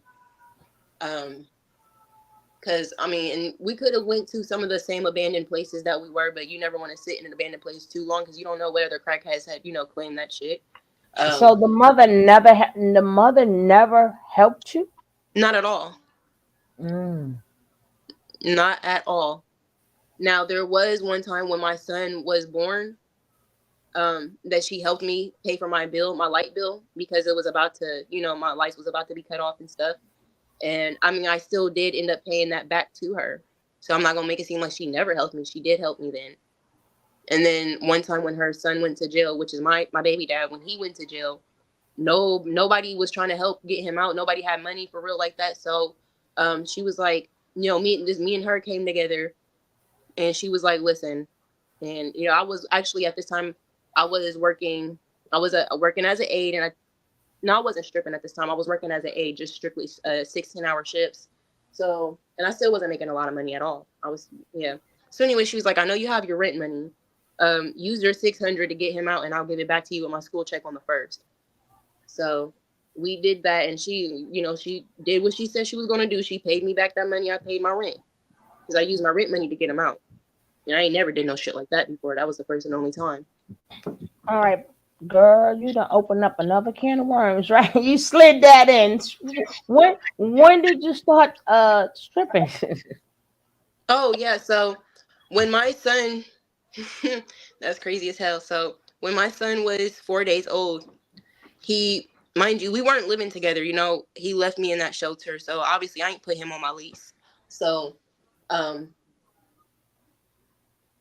oh, I'm sorry. So yeah, anyway, My son was 4 days old when he popped up at my house. He was drunk and under the influence and of both alcohol and drugs because his eyes was dilated as hell. They looked black. So anyway, he came. He's slurring out those words. He's trying to physically abuse me. Hold on one second. Huh? I'm doing an interview right now. How was school? Okay, I'll tell you. I'll speak to you when I come out. Okay. I'm sorry, y'all. Um, but anyway, um, so he comes in. He's trying to hit me, and I'm not gonna lie. For the first and only time, because I'm not gonna make it seem like I never fought back, because I might not win, but I'm not about to let you just beat on me. I'm gonna try to give you some type of fight. You're a grown ass man. I'm not gonna win that fight regardless. But anyway, um, he came in trying to abuse me and stuff, and for the one, like I said, the one and only time I ever did win, I beat the dog shit out that man. I went to jail. So I already had an open case. I obviously lost my job in the medical field. I had nothing. I had this newborn baby I'm trying to take care of. My sister, she was like, I know you don't want to do it because, like I said, I've always wanted to be abstinent. I've always wanted to be, I was always kind of, even above all, I was well put together before I became this mess. So she was like, I know you don't want to do it, but hey, you need to do something. So she was like, I'm working at this club. I'll put you in touch with the owner and whatever. So I started dancing January 1st, 2020. And no, that was not my New Year's resolution. So how long were you dancing? I danced for 3 years. Okay. Because although I didn't want to, because actually the first 2 weeks that I danced, I cried. I was actually breaking down, not like I would cry on stage. Like if I'm doing a move, I know the tears just come. I would turn around so my back is facing the crowd, and I would shake my ass while the tears is coming down my face. Or I remember one time I I was doing a lap dance with this dude, and mind you, before I danced, I never went out to a party. I never danced. I never had the time to do that, so it was all new for me. So anyway, I'm giving this dude a lap dance, and I just break down crying because I'm like, bro, this can't be my fucking life. And he's like, oh, are you okay? Do you need to stop? And I'm like, in my mind, you damn right I want to stop, but I need the money because I got shit I got to do. So I'm just like, I just had to sneeze. I thought it was coming. Like, I'm just telling like it's my allergies and shit, because I do have seasonal allergies though. So eventually, when that fast money, because the first 2 weeks I was dancing, I wasn't making no more than $80 because I didn't know. I didn't All know right, nothing. what led you to that? Like you knew somebody said, "Hey, girl, you can make some extra money," or you just went there? Like what? She said her sister or somebody told her, "Hey, go ahead here. I can put you up with that place." So she told that. Yeah, because I needed fast money right then and there. I lost my job in the medical field. I got this open case. Nobody, because I even tried to go to temp services, and they said my case has to be closed first. They wouldn't do it with an open case. So when you hit that guy and beat him up, did you get like a felony or a misdemeanor? No, so when I went to jail, I was charged with Well, okay, so I'm not gonna let that night I went to jail. I would have been charged with a couple things, but I already had multiple phone calls of me trying to get help from this man beating me. So they already was aware that it was a domestic violence situation with this man popping up at my house, and we had restraining orders, and he still would pop up, and there's record of him beating his last girlfriend that I didn't know of until it was too late. But anyway, I'm sorry. Let me catch my breath. Right. What was your question again, ma'am? No, okay. So you said it's been 3 years. You've been stripping for 3 years. You didn't want to do it no more. So what was your exit? To be honest, I didn't have an exit until he died. No, I'm talking about what stripping. Yeah, I didn't stop stripping until he died. Oh, The same okay. week that he died, I applied for a regular job, and they was like, "Well, don't you think it's too soon to work?" And I'm like, "Hell no, I can do it, but I need to calling them back saying I need a little bit more time. I wasn't ready to walk out the house or get up." But So yeah, let's fast forward. Let's kind of bring this forward to like more present day, because we went through the past. Let's like go into how we got to this point. How do we get to the point where what was the catalyst in that situation? so this feeling has been here, it's been brewing since September.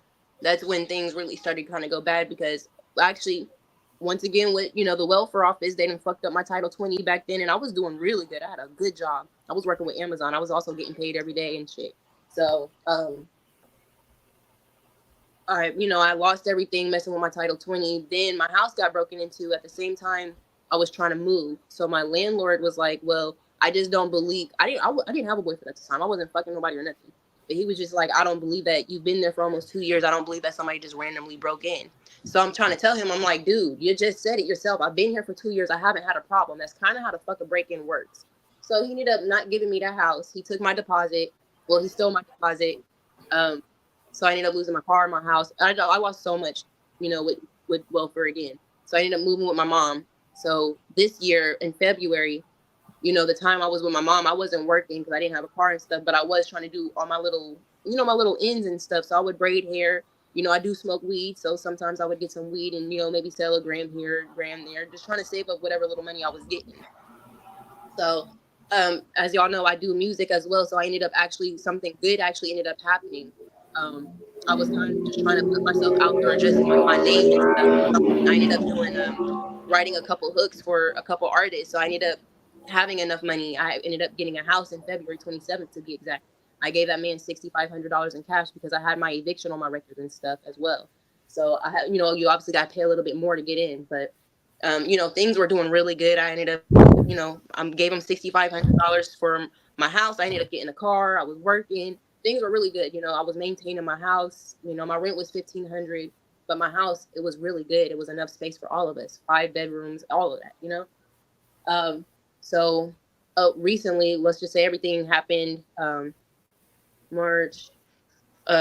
So yeah, about April, well, last month, the landlord was having, siding put on the house. At this point, I was working, had an at-home job or whatever. I don't know how they did it, but they, instead of like trying to unscrew the electric box, they literally said themselves they were just trying to jimmy it out the wall. So they ended up getting the wires caught on fire. So, had an electrical fire all in the back of the house. So I lost my job because we were exclusively, work from home. We don't have a hybrid office or nothing. So I lost that job. I wasn't too worried because I'm like, okay, it's cool. I got the other job.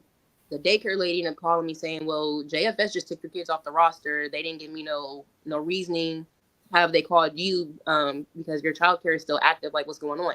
So for whatever reason, they fucked up whatever they fucked up over there. And I still, even though I don't have the kids, I still been trying to get an answer from them, and nobody's calling me back. So I lost both jobs. At this point, I'm like, okay, I lost both jobs. I don't have nowhere to go. I have an electrical fire. I don't have enough money for a hotel. So I'm like, okay, I took them to my sister's house. There wasn't enough space for everybody. So the kids are in the house. I'm sleeping in my car. For a week. We obviously don't have no food because our refrigerator and stuff went bad. We don't have electricity. So, I'm buying food so we can eat and stuff because obviously my sister don't have food stamps. So, they buy the food over here. So the little bit of money I did have, that ran out really, really quick. So now the only thing I got left to do is do rides every now and then and DoorDash. In order to even make a decent amount of money, to even make $80 on DoorDash, you literally have to DoorDash from like 8 o'clock in the morning to like 2 o'clock at night.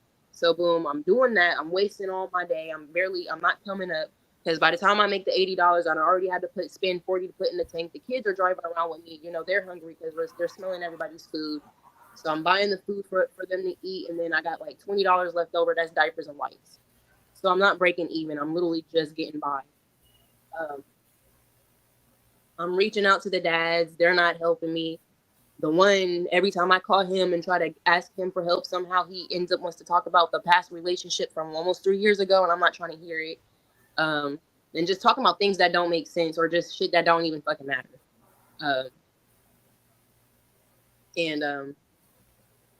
Yeah, I just wasn't getting anywhere. So it was just like, okay, I'm trying my best to do what I can with the kids. I'm reaching out. I'm not getting help. I'm trying all these different organizations. I reached out to children's services. They wouldn't help me. I even tried to open up a case on myself. I literally called the abuse line, trying to get a case open on myself so I could get some help. Didn't get no help with them. I called down to the hospital. They ended up patching me through to the whoever owns the whole entire hospital or oversees the hospital. She was like, well, hey, if I call the cops on you, you can get respite. So we devised this whole plan for her to call the cops on me. She called the cops on me. The cops came out, and they was just like, well, you're not trying to kill your kids, so we can't help you. So they literally was like, you got to try to make it seem like you're really trying to kill your kids. And I'm like, so you mean to tell me because obviously in my head, I'm like, okay, obviously I'm trying to get help and they know I'm not trying to kill them, but everybody got to play the part. So I would have to obviously make it look like I'm trying to kill them. So I'm obviously not going to do that because I don't want to traumatize my kids to try to get some help. That don't make sense. I would never get them back and they're going to be just as fucked up as me. I'm not trying to do that.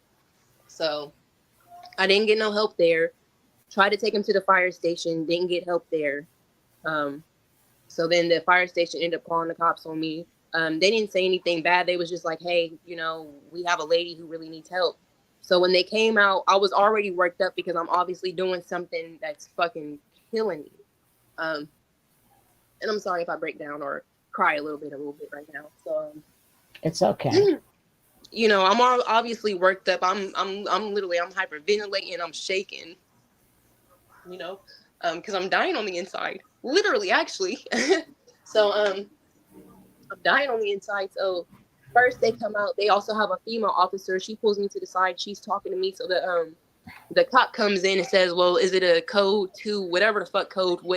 He was asking the cop, like, is it a mental health crisis or nothing? She was like, no, it's not that at all. And she was like, this girl, there's nothing mentally wrong with her at all. She was like, this girl needs help. So even the lady cop, we actually tried to call, because I don't have the information for the other one, but I did have the information for, my daughter's dad. She even got on the phone and tried to talk to the daughter's dad, like, she really needs help. She's trying to give him up right now. He don't give a shit. He's like, well, I'm already with a new girl and we got a baby on the way and I got another baby on the way with another girl. I don't want them. So, I didn't, even with the cops' help, I didn't get no help. So we went to Children's Services and, I talked to them and that's where the first video came. Because mind you, I went through them before through some false ass bullshit and they did the extra most. Then even actually what helped me get my children back is the one that's going around saying that, I killed her son. Children's Services realized she was mental, like she actually really needed help. And my son really wasn't safe there because she was mentally like trying to like coach. That's what it's called. She was coaching him with things. And so they was like, oh, we got to take him away from her. So I ended up getting my son back with that. But also Children's Services was also caught in court lying. So when the judge found out they literally lied on me my entire case, that's also how I got my kids back. And Children's Services had to send me my letter of, all the allegations were unsubstantiated. So I'm still looking for a lawyer to, I've talked to a lawyer. I thought we were going to open up a case, but I was like, shit, I don't even got the goddamn money for the retainer. So, I'm working on that. But anyway. So one person's asking, where's your twin sister throughout all this? So one person asked, Janetta says, where was your twin sister in all those situations? Oh yeah. So also my twin sister. Let me shut this door. I don't even know why it's open. So anyway, my twin sister, she has a medical condition right now. Well, I'm not gonna say right now. It's been going on for years, but So can I give me really quick? I want to make sure I'm allowed to tell her story. I don't want to put. What we'll just say. She tried to help, but she does have medical issues to where she can't. And speaking of medical issues, I want to get into your medical issue that really was the catalyst to why this whole thing happened. So go ahead and ask her about hers, and then I want to talk about yours as well, because it's not just a thing. I'm just all this stuff is leading up to a climax of a medical condition that happened with you, but also people were asking about your sister. And bottom line is that, like, dude, you had no other route to go. So yeah. So my sister has a condition to where it's like she has seizures, so she can't exactly help and stuff like that. But it was also not even just that. Like that support really isn't there because if I talk to them and be like, yeah, I need help real quick. So at least until I'll tell them like I need help. Can you help me watch them just until I hear back from Title 20 or whatever. They'll be like, yeah. So either 30 minutes or sometimes 30 minutes will go by, or they'll watch them for 2 days and they'll be like, okay, well, I need a break. And I'm like, well, my job's not about to go for no damn break. We had an agreement, damn it. So I was left with, okay, I do understand you want to break. These aren't your kids. My payday ain't come yet. You ain't getting no money. You also got your medical issue going on and shit like that. So I'm like, okay, well, I'm gonna just do only thing I can do. Because mind you, the one cop literally already said, if you got to leave them kids at the house to do what you got to go do, then do it. I'm just not comfortable with doing that because I've already had somebody break in my house and rape me. What if somebody break in my house while my kid's there? I'm not there. Imagine what the fuck they're gonna go through. So, um, you know, I was like, you know what? Because this was off this app too, where you can kind of pick up shifts and stuff. So I had also applied for app. Like, I'm not lazy. I've been trying to fix my situation. I just ain't been coming up with nothing that'll work. So anyway, So uh, let's go into what happened with you medically. That was really like the catalyst. yeah. So my not even just mentally and spiritually, just everything I've been going through from a young jit all the way up to now. I literally I can't take it no more. I'm 27. I've been having many heart attacks every day for 2 weeks. Obviously now because I surrendered my kids and whatever to better myself medically. I haven't had heart attacks because my stress is down a little bit and I can kind of devise a plan and able to work out that plan. But I was literally having many heart attacks. So when I went to the How did you hospital, find out that you were having many heart attacks?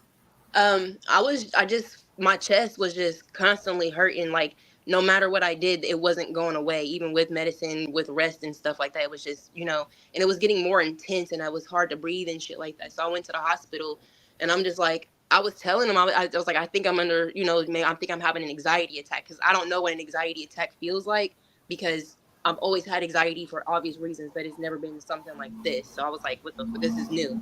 So um, they hook me up to monitors and stuff like that. They walk in, they say, at this very moment, we cannot say you're not having a heart. Goodness, they said at this very moment, we can't say you're having a heart attack, but we're not going to tell you that we didn't see anything. So I ended up seeing my EKG, but I didn't tell them that I had just finished my medical class. So they don't know I could read an EKG. I saw my EKG sitting right there on the desk, and I'm looking at my sinus arrest, my respiratory, like my heart was beating faster than what I was breathing. So not only was I having heart attacks, my heart was getting ready to explode. So I literally tried to hang on to my kids and do everything I could until it literally almost fucking killed me. Mm. And that's why I That's said I can't do anything for them if I'm dead. mhm. Mhm. Right. So that's why I wanted to because everybody gets only focused on what you're saying, this CPS, blah blah blah, and they want to focus on the math is not mathing, but Mhm. it's Whitney give it's everything else's fault. Yeah. Landlord, Yeah. her baby daddy, her child, her false CPS kid, no job, etc. Literally, this lady has 63 different excuses, and I'm sorry, but the math ain't mathing. Now she is in the hospital. All this stuff culminated into stress Mhm. enough to be having multiple heart attacks throughout the week, to where she has to go into the emergency room, and then she finds out she thinks she's having anxiety, but she's having many heart attacks at 27, 27 Yeah. years old. And for the one lady who said I have an excuse for everything, I didn't have the guidance. I don't know if you're just now tuning in or you just weren't here. I was going to speak upon that in a little bit because I hate to interview. I hate to mess up a Oh beautiful yeah, yeah. interview, answering questions and going. Yeah, we You could wait. I'm sorry. like it's about you, sweetie. And if they wasn't here to catch the beginning, then they're gonna have to watch the replay.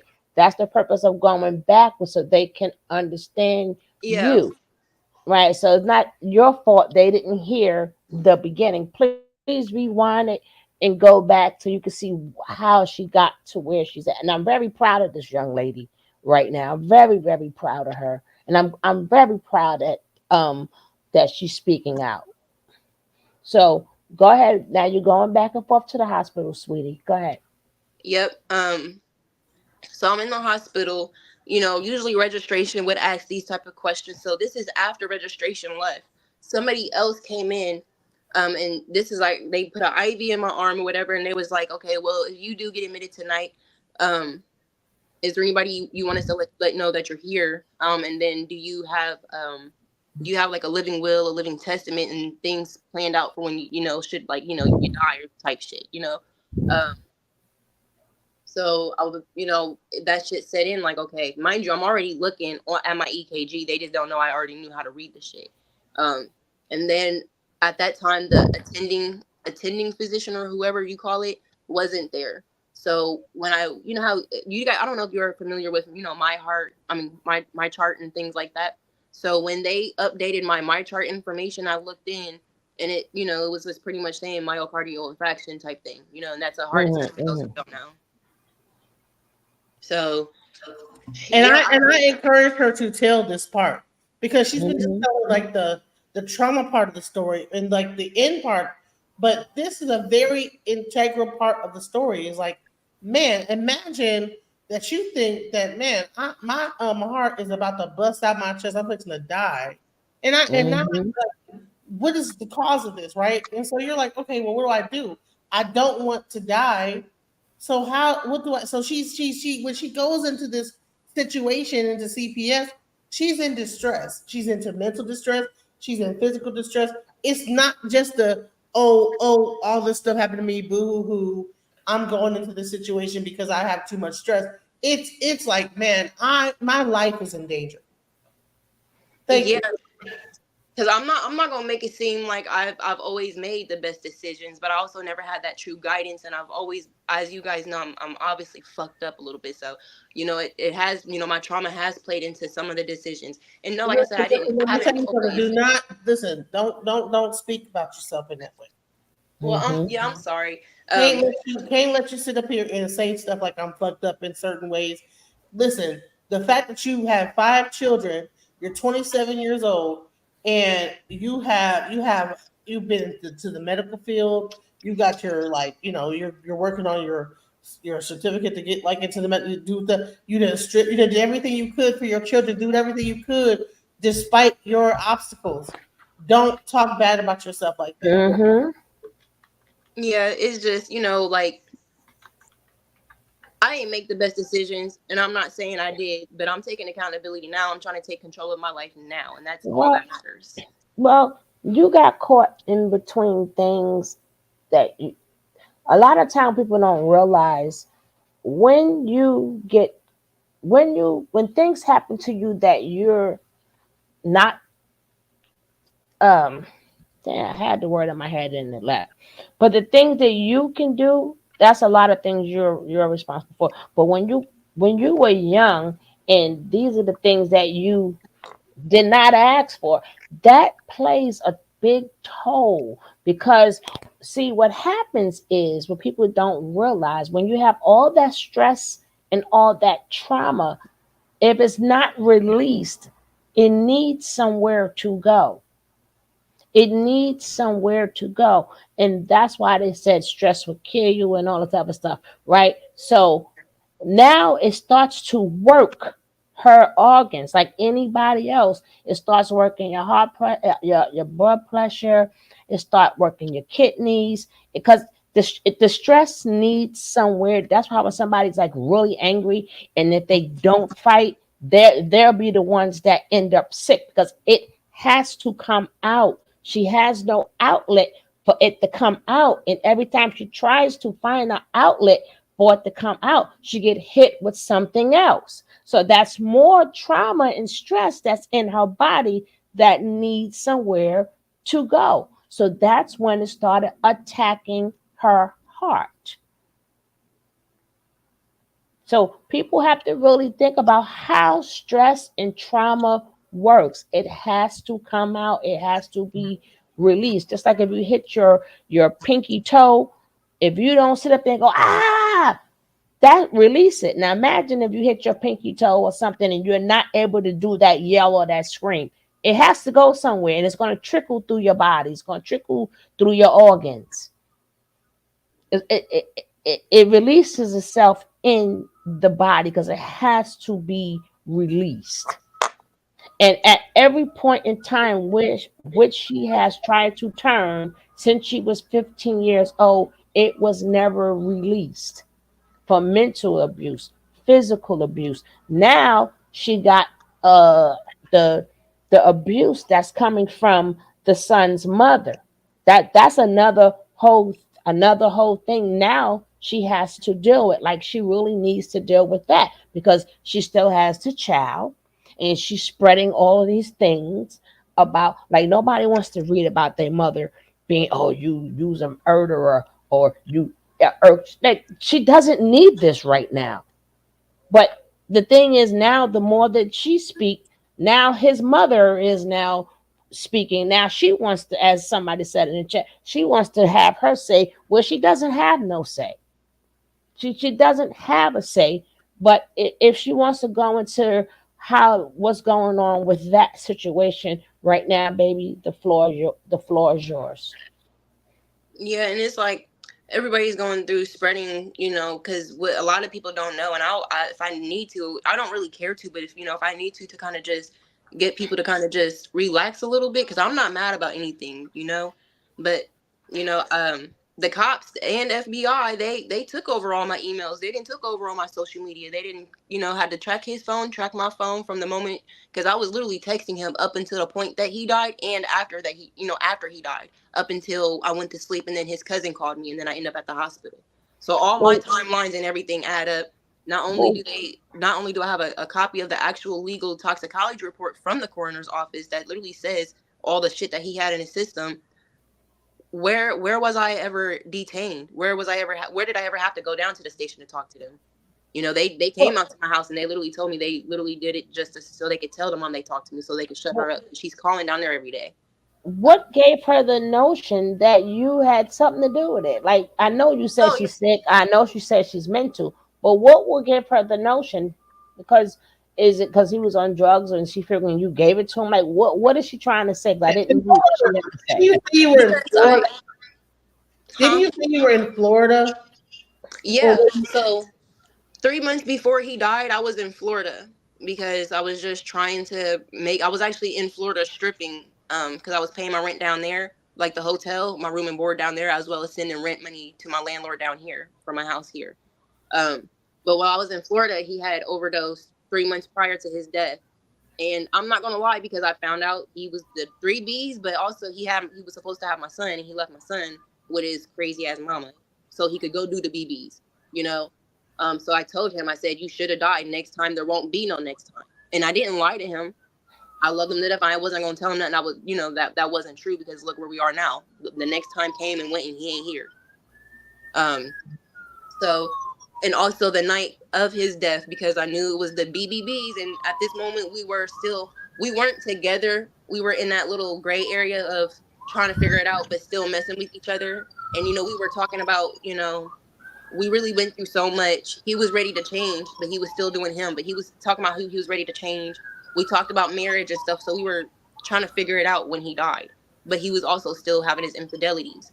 So the night that he passed, I didn't know he was already dead when I was texting him this. So I'm glad he never did get to see those messages. But I was telling him, I know you're with a bitch. You got a bag. You got a bottle. Fuck you. I hope you die. That's just going to kill you. You just don't fucking get it. All that stuff's more important than your son and all that other stuff. And I told him I would spit on his grave, and I would spit on his dad's grave. I wow. mean, you were angry. Yes, sometimes You know what? It makes things sense. don't come out. Things don't come out nice out people mouth. That don't mean they mean it, but we No, and I understand. didn't. And of course We I didn't mean it. understand I exactly. Like, listen, definitely, you're not huh? expecting this nigga to die right there. Like, what the hell? Or No, I, I I promise you it heard. wasn't. But what a lot of people don't realize, when you're dealing with people with drugs, sometimes you gotta say some fucked up shit, because that sometimes it's the only way to get through them. Because obviously, the near death experiences wasn't enough. He wasn't getting the hint. But also, like I said, I was coming from a very hurt place. I'm an angry place as well.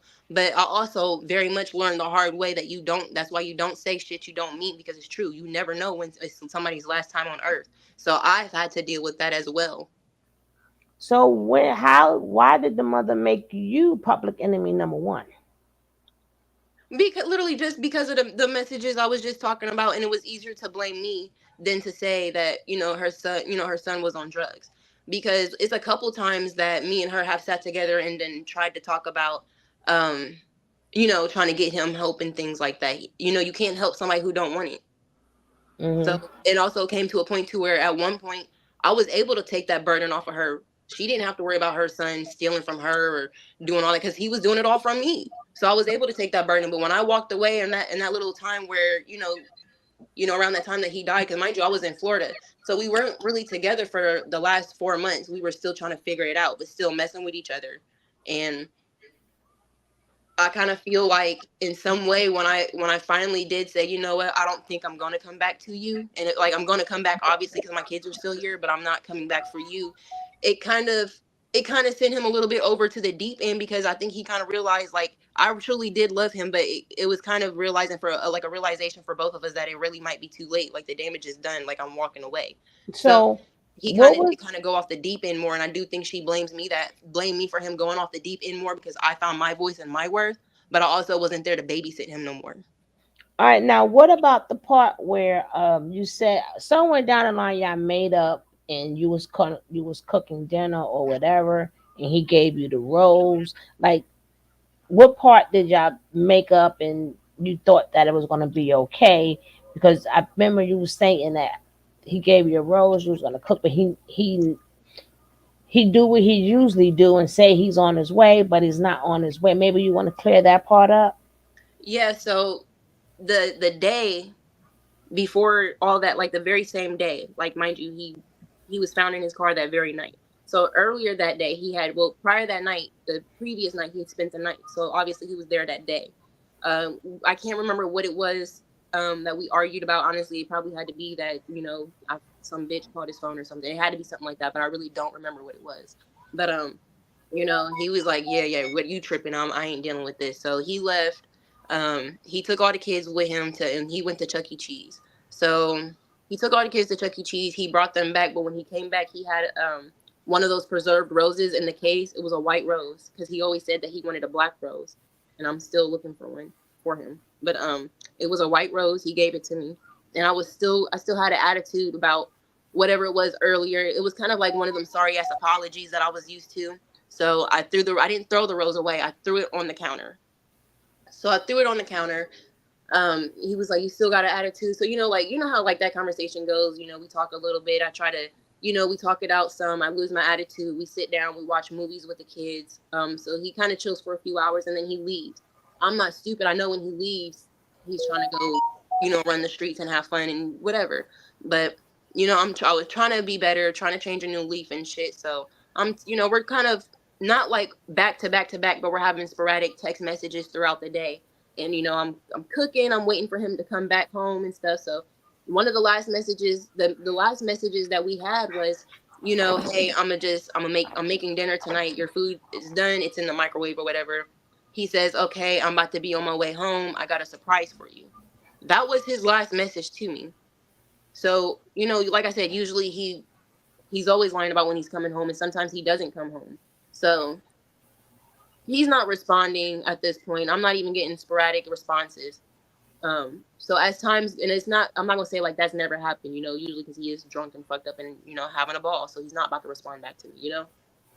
So as time is going on, I'm getting angry, but you can see, well, in the messages they go back and forth from being angry and talking shit to, hey, I'm really worried because I actually really did feel like, when you really love somebody, like when I tell you I really did have a soul tie to this man, regardless of the bullshit that I say now. But, like I said, I had a soul tie. So I felt like he was about to die. His mom even knew that he was about to die because she felt it too. And, we both were actually dreaming about it, on different sides of the city, simultaneously and shit. So we're both trying to tell him kind of just sit down. We got a feeling you about to die, bro. And he's opened up to me saying he feels like he's about to die. He knows he's too deep into the drugs and stuff. He's literally telling me he's tired. He don't want to be here no more. He's, as everybody knows, like when you're on drugs, it's going to fuck with you mentally. You're going to be depressed and all this other stuff. But he just kept saying, I'm tired. And then he would like randomly say like things like when we're cooking and stuff, he'd be like, when I die, you're going to miss me. You're going to cry, just things like that. So yeah. So anyway, he left. Sporadic conversations. At this point, I'm not getting no response. So, and it was weird. I had this eerie feeling, like an eerie feeling that was just getting at me. So I'm tossing, I'm turning that whole night. I couldn't sleep. When I finally did get to sleep, his cousin calls me at like 3. It had to be anywhere between, I want to say, I'm sorry, because it's 4 years ago. So it's between 2:30, 3 o'clock, and 4 o'clock in the morning. So she calls me late in the evening. You know, I'm sleeping in the bed with my kids, exactly where I'm supposed to be. She's like, hey, do you have Alex's number? He's not responding. I'm like, okay, well, yeah, I'm telling her the truth. He ain't responding to me either. He was supposed to be home hours ago. She's like, he's not responding. I need his mom's number. So I'm like, I can try to call her or whatever, but like, he's not responding. And she's like, he's not responding, Lex. And I said, I know, Sasha. He's not responding to me either. And she's like, Lex, I don't think you get it. I mean, like, he's dead. Like, he's not responding. And I'm like, so I jump up. I didn't have a car or nothing at this time. So like, I'm banging on, neighbors' doors and everything. Like, I'm somebody gonna wake the hell up and give me a damn ride. I ain't got the money now, but I know I got some money coming. I always pay my debts. But the neighbor ended up waking up. He ended up driving me to the hospital. I get to the hospital, they asked me who I am, and it was kind of like the movie. I ain't never been through this type of scene or situation, but from the movies and just other people's, I know what's about to happen. So I walk, I'm like, he did ask me to marry him, sort of like it was just like the talk, and I'm like, yeah, I'll marry you, whatever. So we started calling each other fiance or whatever.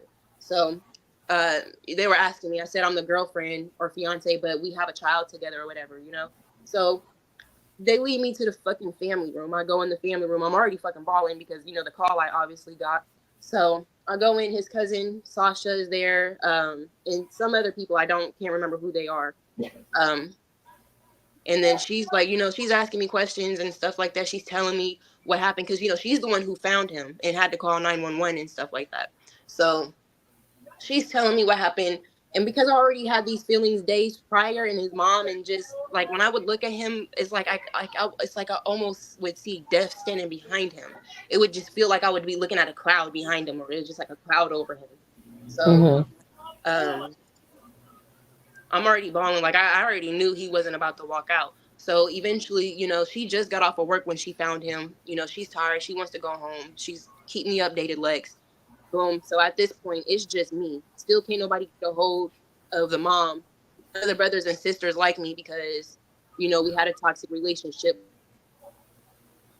That I can. I don't give a shit. You ain't like me or not. Blowing them up. Nobody's responding to my text. So then a couple hours later, his mom finally gets wind of what's going on. Then she starts calling me. And mind you, me and his mom at this point, we do not have a good relationship. But mind you, she's not mentioning to people that it took them 12 hours to get up there to that hospital while her son was laying there dying. By the grace of God, I had 12 hours by myself to say my goodbyes. And. But anyway, they come in, they got their hair and makeup done. They're all dolled up. I'm in there with two mismatched shoes and a bonnet on and outfits that don't even look right. So, anyway, it didn't matter what they were doing to him. I don't care if they went in there and rubbed his forehead. I'm calling her, letting them know. I'm sending her text messages and stuff.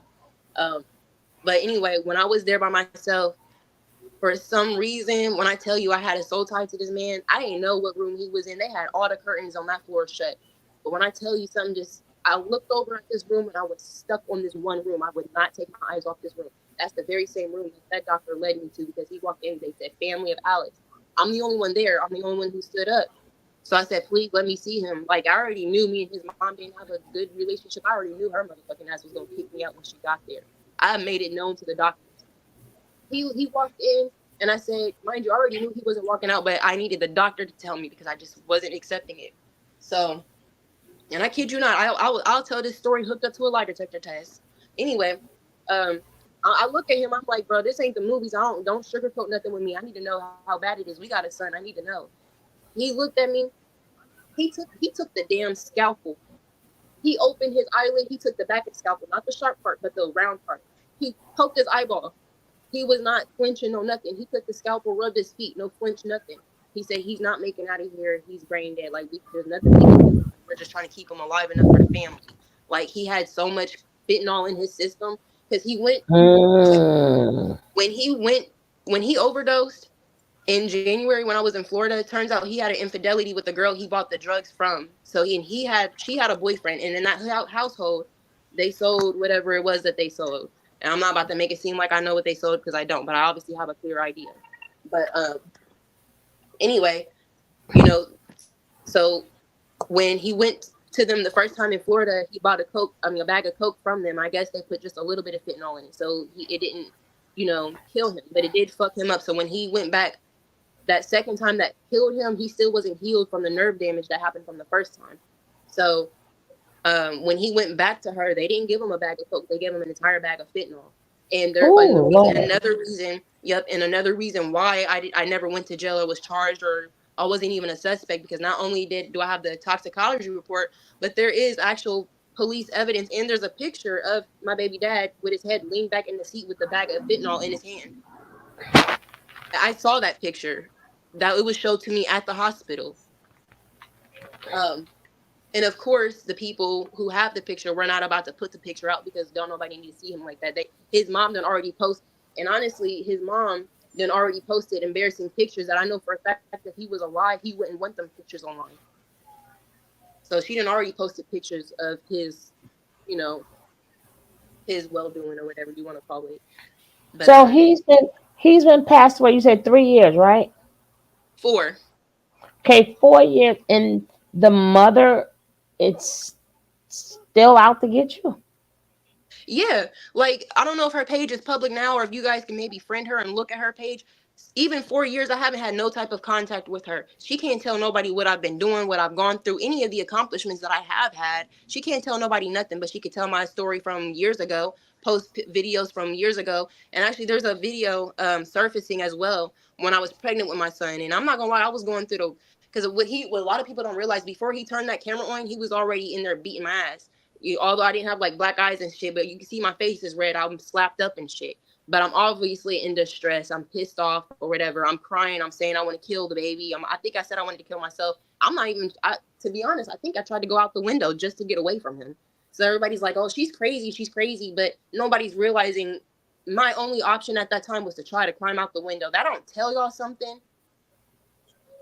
So it's like, but oh well, that was my past. But it was just like, um, everybody's so quick to try to post the dirty stuff, but nobody's telling the stuff I did for them when I was around, when I didn't have it. Like anybody would tell you, even if I don't got it, I'm quick to try to break bread with somebody because I wish somebody would do it for me. I know how it is to struggle, so I don't care. Like literally, even if I got $10 and I know you struggling just as bad as me. Okay, I got $10. I might not be able to do something, but we might be able to like get a little pizza or something and eat. Like I Mm. will break my So, last with whoever. well, let me ask you now. Far as the part where you showed on, I believe it was TikTok, when you went to go say, "Hey, take care of the kids. I can't do it right now." How long ago was that? Wait, are you saying when I was in the children's services building? If that was it, if that was when you showed it and you were saying, "Well, can I take care of them? I want to still take Yeah, care of them." How long ago was that? this was last week when I turned them in, Or that or was when I just went up so, there. so within these 4 years, you've been doing everything by yourself. You try to speak to the other baby daddies, they didn't help you. So the breaking point was before that breaking point. So within them 3 years, you like lost homes, lost Hey, job. Like what happened you know what? within them 3 years? If you want to show that video again, or do you want to just go forward? Because I'm about to like go, but I can show it real quick. No, no, you no. She could talk it when you come back. You could show it, then will review it because she's right here to tell the story herself. Okay, cool. I'm about to like. All right. I got you. So how was your feeling like the week before? Like the week before I turned them in or went Mm-hmm. up there. Mm-hmm. Honestly, I was very, very stressed, very overwhelmed. I was still trying to do anything I could to make ends meet, try to figure it out because like I said, I usually have a trick or two up my sleeve or a solution. I'm always used to figuring it out because I'm the only one who could figure it out for me. I didn't have anything at this point. I couldn't come up with nothing. I did every avenue I done tried. It wasn't coming up to anything that would have been beneficial for me or my kids. It would have made shit worse. So, um, I was feeling defeated. I felt worthless. I felt like I couldn't be the mother that I wanted to be. I couldn't provide for them. I couldn't do anything for them that would expand their mind. That was the main thing. That I felt like they weren't getting a life. I wasn't getting a life. I couldn't provide for him. I couldn't work if I wanted to. I don't mind working 2 to 3 jobs. I literally couldn't. Um, Hmm. I felt belittled. I felt defeated. If anything, I just fucking felt defeated. And for once in my life, it didn't actually come for like that actual moment. It didn't come from one person. It came literally just shit that I had no control over. I didn't put myself in that position for it to fuck up. All I did was do everything I could to build. So I was feeling very, very drained spiritually. Like I was tired. At some point in time, did it click to you, or maybe it did? Like, I know we all love our kids. They're here already. We love them. We want nothing to happen to them. But I know with depression and stuff like that, and being that the way things happen with you, did it feel like, damn, I didn't ask for none of this, right? And now I got the kids, I got this. I didn't ask for none of this. It's like all these things that basically happen. You like some people, like, you plan to have a boyfriend, like you plan to have a baby, or you plan, like, all of this was thrown on you. Did you ever feel like, damn, I didn't ask for any of this, but I still have to do it? Yeah, like I didn't want to get rid of my kids. It was literally just the only thing I could. Because if I wanted to get rid of my kids, I would have did it when shit was just as bad before. I was able to at that time. I had solutions, tricks up my sleeves, and things I could try to maneuver and work around or whatever. I didn't have none of that. So like, if I wanted to just give up on my kids, I would have been did it when the tough was going real hard. No, Um, no, not the fact of not wanting to give them up. I'm talking about as when you're thinking in your mind, like, just like somebody could have like a one nighter, right? And you thought it was just going to be just that one night. You did not know it's going to turn into 18 years. So when times start going bad, then it's like, you know what? I got these two baby daddies. Then I got to another one. Because at any point in time, you didn't have a choice, if you understand. I mean, you had a choice to keep them. I'm not referring to that. I'm referring to all the other things that was out of your control. yeah, So now you're now stuck with everything that was out of your control. yeah, So was that part of your thinking process too the week before you decided to do that? yeah. Because everything's happening was out of control. I needed to take control of my life. I needed to take control of my life. I wasn't making excuses for myself or anything, but I'm like, I'd be damned if I don't have control over my life, because just like I ain't asked for this shit, my kids didn't ask for it either. But I knew I didn't want to, but it was just like I knew I had to take that risk because nobody else is going to take no risk for my kids, and it's already showed. And at any point in time, because like how often, I mean, not people just saying it, but how often did somebody say the word "I love you" and you knew they meant it, or you never really? I'm not referring to the kids. Remember, I don't. The kids are out of this one, but I'm talking about anybody who has been in your life. How do you feel about that word "love"? Like, do you have you ever felt it, or you felt that because, well, my mama, she even though you know that they probably do, but just that sincere love, was that kept you going down the wrong path because you was looking for it and you never felt it? But how do you feel about that? Mm, I don't know. It's like these days, sometimes when people be like, "Oh, I love you," I'll be like, "Love you too." It's kind of like just something you say before you say bye to kind of fill in that gap of the awkward silence. So it's like, you know, when you say hi and then they say hi, and it's kind of like, oh well, okay. So you say hi, how are you doing, to kind of fill in that gap. It's just like just something to say, like a gesture almost. But Because you never felt it then. yeah, You never felt like a priority to anybody or love. yeah, like outside my kids, like when they say Hmm. they love me, or when I say I love my kids, because sometimes I do genuinely just break down crying when I think about how much I love my kids. Like literally, when I think of nothing else but just how much I love my kids, it makes me want to cry. Love is a beautiful thing, but I don't, outside of my kids, I don't have an actual general idea of what real love is, or what genuine Right. love is. But I know that I've tried. I don't know what it's like to have genuine love, but I know it ain't never Mhm. stopped me from trying to give genuine love to other people. Because I see that's where a lot of people also, being that people will say it, but people like nobody teaches kids because people just got love you because you're my kids. Like, so then people think that everything that comes with it is acceptable, or I love you because you. No, love has a meaning, right? Love is And, sacrifice. but not just sacrifice, right? It's a lot of things. It doesn't boast. It doesn't abuse. It's a lot of things. Love is an action word, and you haven't, from what I've heard, haven't seen any action put towards anybody who said they love you. Yeah. I mean, I'm not gonna say my mom hasn't had action, but like outside of my mom and kids, yeah, I do know what you mean, and you're correct. So that puts you on a warrior type of spirit, right? You became a warrior. Just like when you was young, right?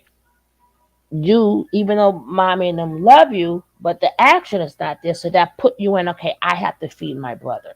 I have to eat. Like there is no food. Like everything that I've seen that you have done been out of the act of, okay, love ain't, and forget about love right now. Things got to get done. I have to survive. It kept you in the survivor's mode. So at that point, the week before you decided to go there, you was like, you know what? I cannot do. It's only one of me, and as you say, you know, your heart. Remember, all of that is now affecting your organs. It's affecting your heart. So at that point, you're like, listen, whew, I'm tired of being in survival mode. I need some of this up off of me. I need. It's like, you know how people feel like I can't breathe. You just wanted to breathe a little bit. Just Yeah, like that's all I know is survival and just bullshit. And I want to be able to change that narrative not only from me because my boys, shit. Obviously, I've been struggling since they were born. Shit, they're probably in survival mode as well. I don't want that for them. mm-hmm, So right now, mm-hmm. like where all my kids are, they're where they can kind of flourish where I can't give them that attention or I can't give them what they can be kids. They can be kids and only have to worry about being kids. They don't have to worry about watching brother or sister or helping change this diaper because mommy's cooking and I got raw meat on my hands. So obviously I can't change a diaper and stuff you know, or So it's just, yeah, they so deserve to how just be kids. so how okay, after you left that place, you found a different solution for them to stay? Or Yeah. was it, did you get help to do that, or you found that on your own? I found that um obviously when I took them there I didn't have anybody that was coming forward because if you guys seen I was on live. I posted twice when I was on live for a while trying to get help. So nobody came forward until I became viral. So when people stepped up that the people that stepped up that Sunday aren't just strangers and stuff. Like,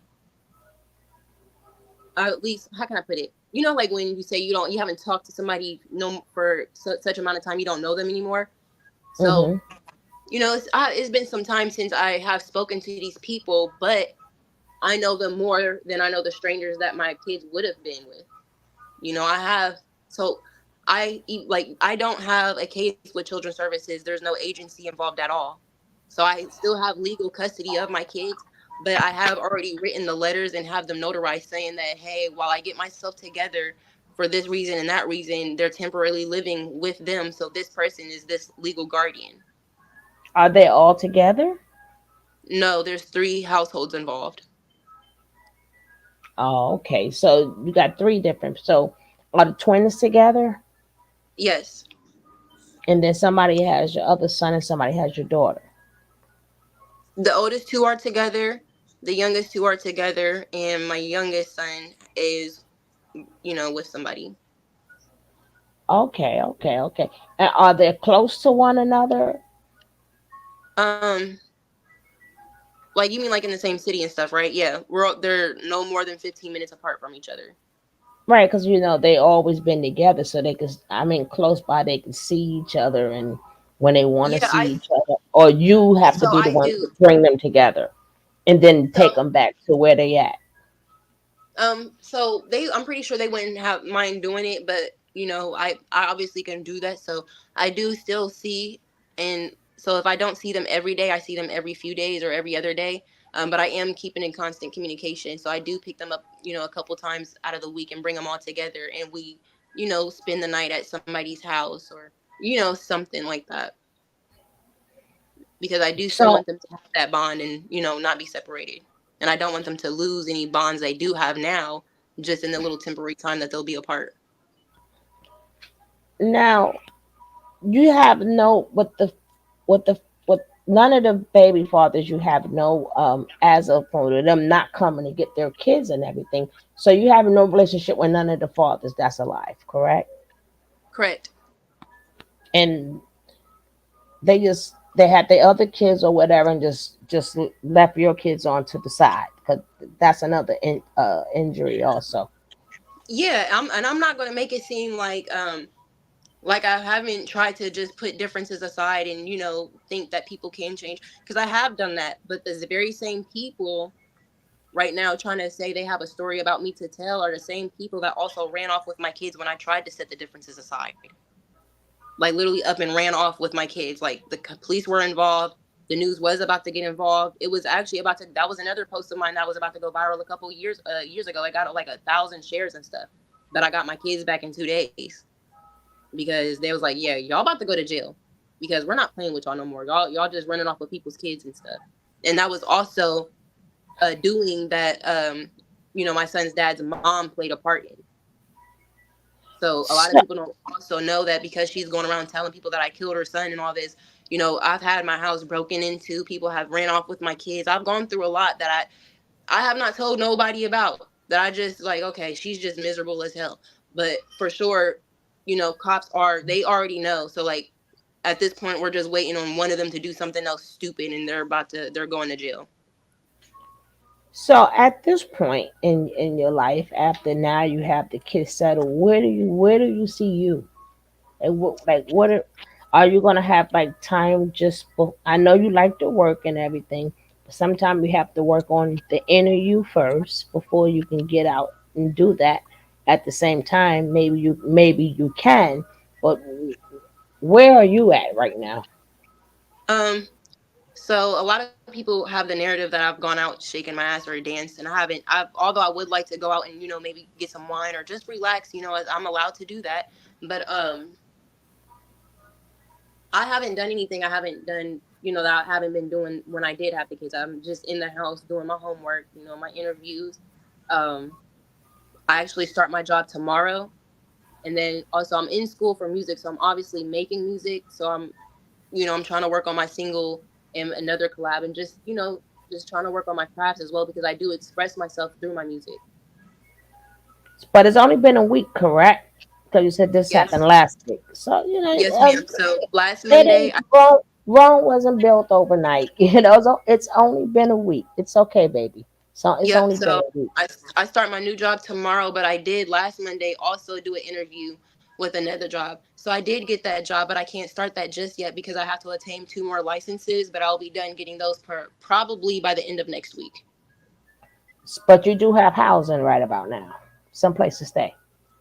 I'm bouncing around So, because the so landlord I'm actually back. did. I'm back now. So Okay, baby. hey guys. So what I understood is that she lost her house in the fire, right? You lost the house in the fire, and so you're kind of bouncing around No, no, because no. you had a fire. No, that So was.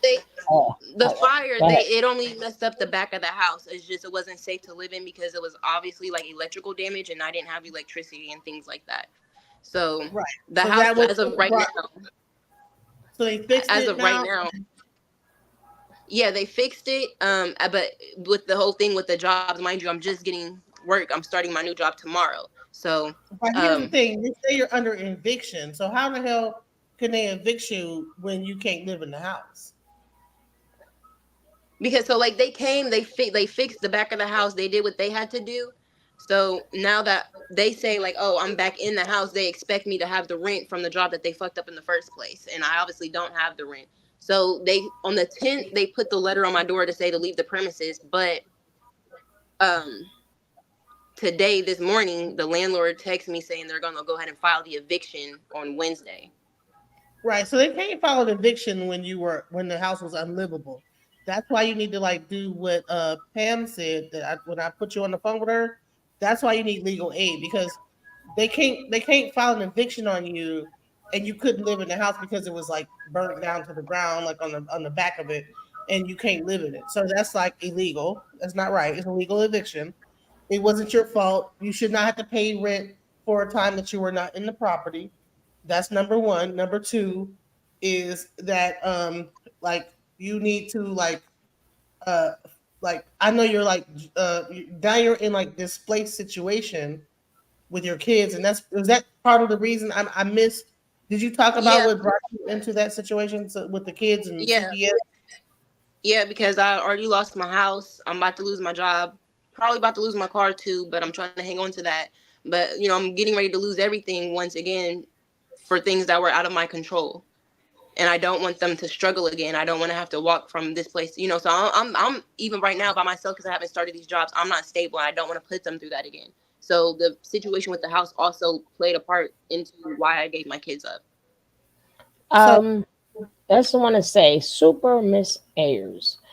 No, you did not think she paid for the house. She said to get the apartment because of things that was on her record. She had to pay that much to get in the house. She never said she bought the house. Am I Yes, correct, Amora? yes, ma'am. Because the rent, mind you, I Okay. said I'm doing very well for myself. I got a big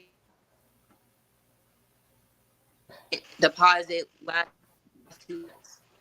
Right. She said from her get writing a couple of hooks for people who sing. She got paid from that, and she used it to, like, you know how when you move in you have to pay the first rent, security, and all that other stuff.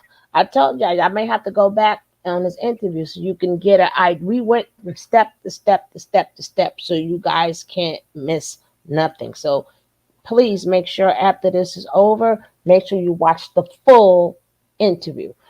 All right, Yes, so ma'am. go ahead, Well, DJ. because also, around the time I moved into my house was also around tax time. So a lot of people are like, "Oh, well, you got 5 kids, so we know you got around to 10,000."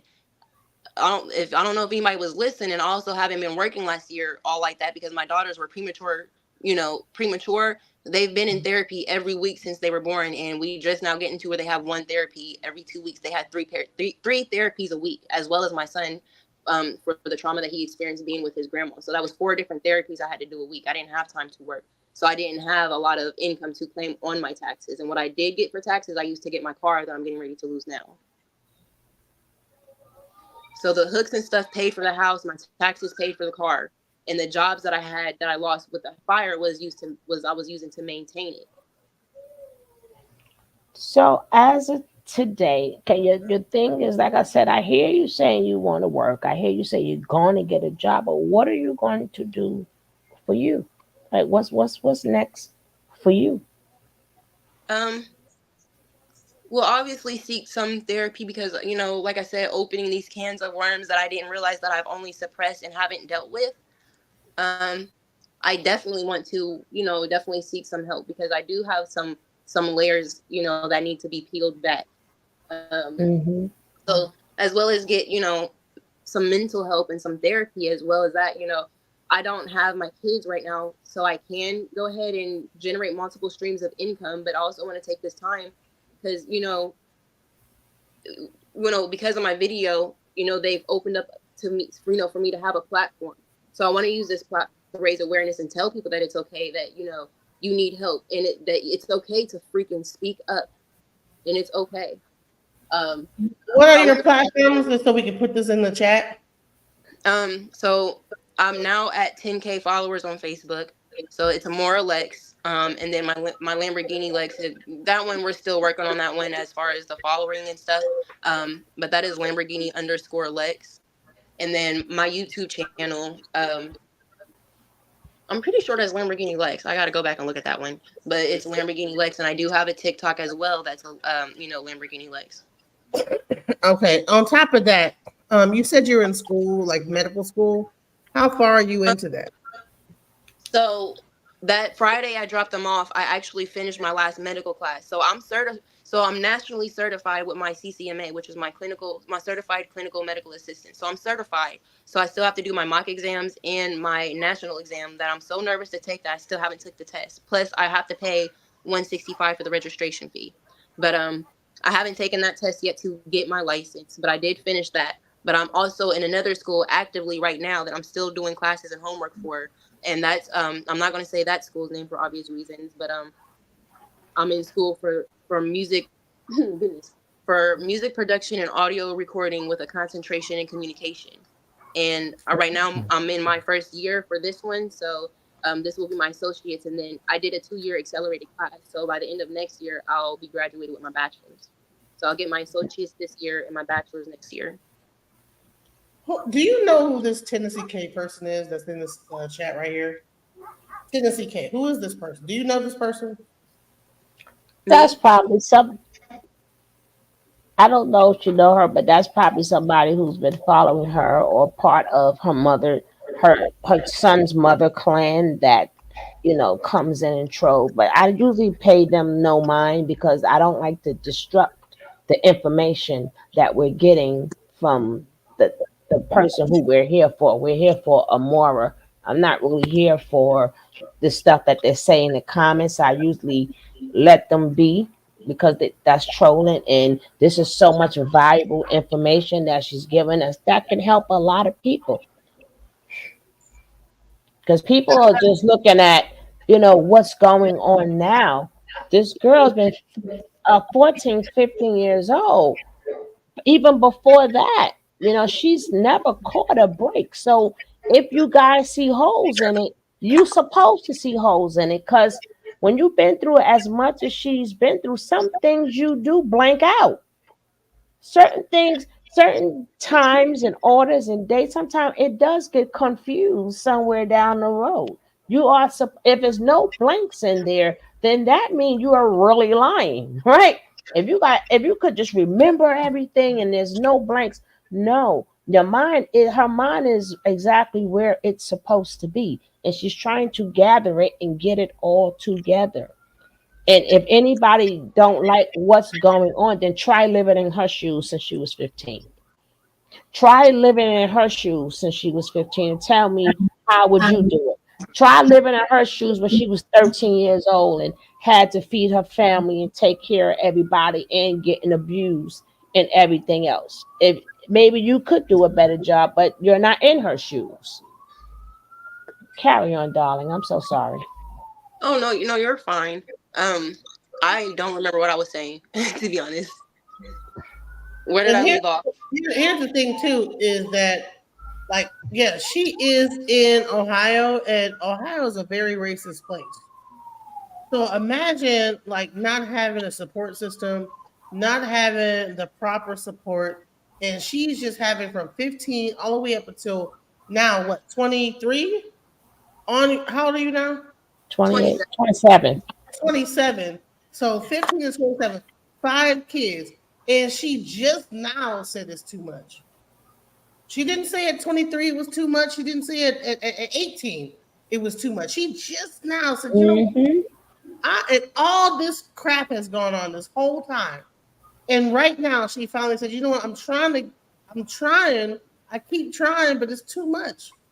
People need to have some form of, like, empathy about what a person is going through, especially when they've been traumatized at such a young age. Well, sympathy.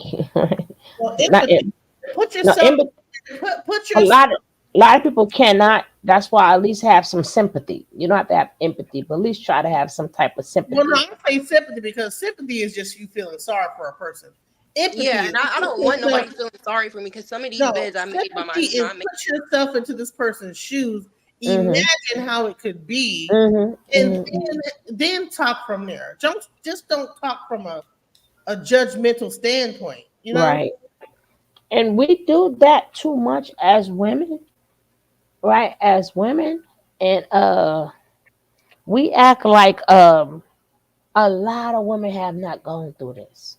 A lot of women have not felt like this, have went through this, and doing the best they can, and had what you call a breaking point. And Okay, so that's why like things like this is this, John Netter. Okay, I live in Columbus. I have custody of my three brothers, my brother's three kids, and CPS give you vouchers. Okay, that's why we're doing stuff like this to talk about. Okay, if people are in Ohio that know how to work the system and get her what she need, we need people like you, John Netter. Instead of like judging her, okay, this is what you do. This is But how. the judgment doesn't count because the brother, it's not like, remember, if she gave the kids to somebody, then her judgment would count. It doesn't count because whatever her brother was doing and his baby mama was doing, they had a breaking point too, that now she has custody of her brother kids. So which means she should understand even more, right? Because you're taking care of somebody else's kids. She's right here. Maura's talking about her breaking point and her taking care of her own kids. So it doesn't apply. Now, whomever she gets to, if she can get them in one house and get them to take care of her kids, then that will apply. But they went through the same thing she went through, Miss Jonetta, so you can have them. You didn't have them unless their parents had a breaking point and went through whatever that they could not go through. So you're proving her point even more.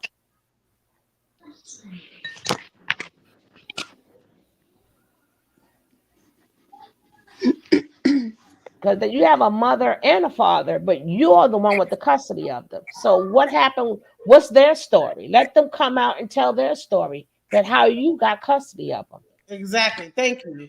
And then you got Whitney talking about something. So you guys are trying to help her gain clout or what? You don't want anyone questioning her lies, and you got who? How do you know it's First a of lie? all, number one, I usually if people have questions, we will ask. But we're having such a beautiful conversation. She's technically answering all the questions that you may ask. What is the question that you want to ask? Okay. Ask Now, her. now we hold on. If she feel like my brother was ill and I wanted to reach out to her when I seen her live. Okay, that's your brother. What about their mama? They got a mama too. And that's her fourth interview. Okay, so you're following her. That's beautiful, Jonetta. Beautiful. Help her. Now, Jonetta's following her. If you watch four of her interviews, that's thank you. Congratulations. That's good for you. Right? But what about their mother? That her baby daddy was is not here neither. But even who, we're not talking about you or your brother. We're gonna get back on the lady who we're here for, Miss Amora. So after you get this job, are you looking for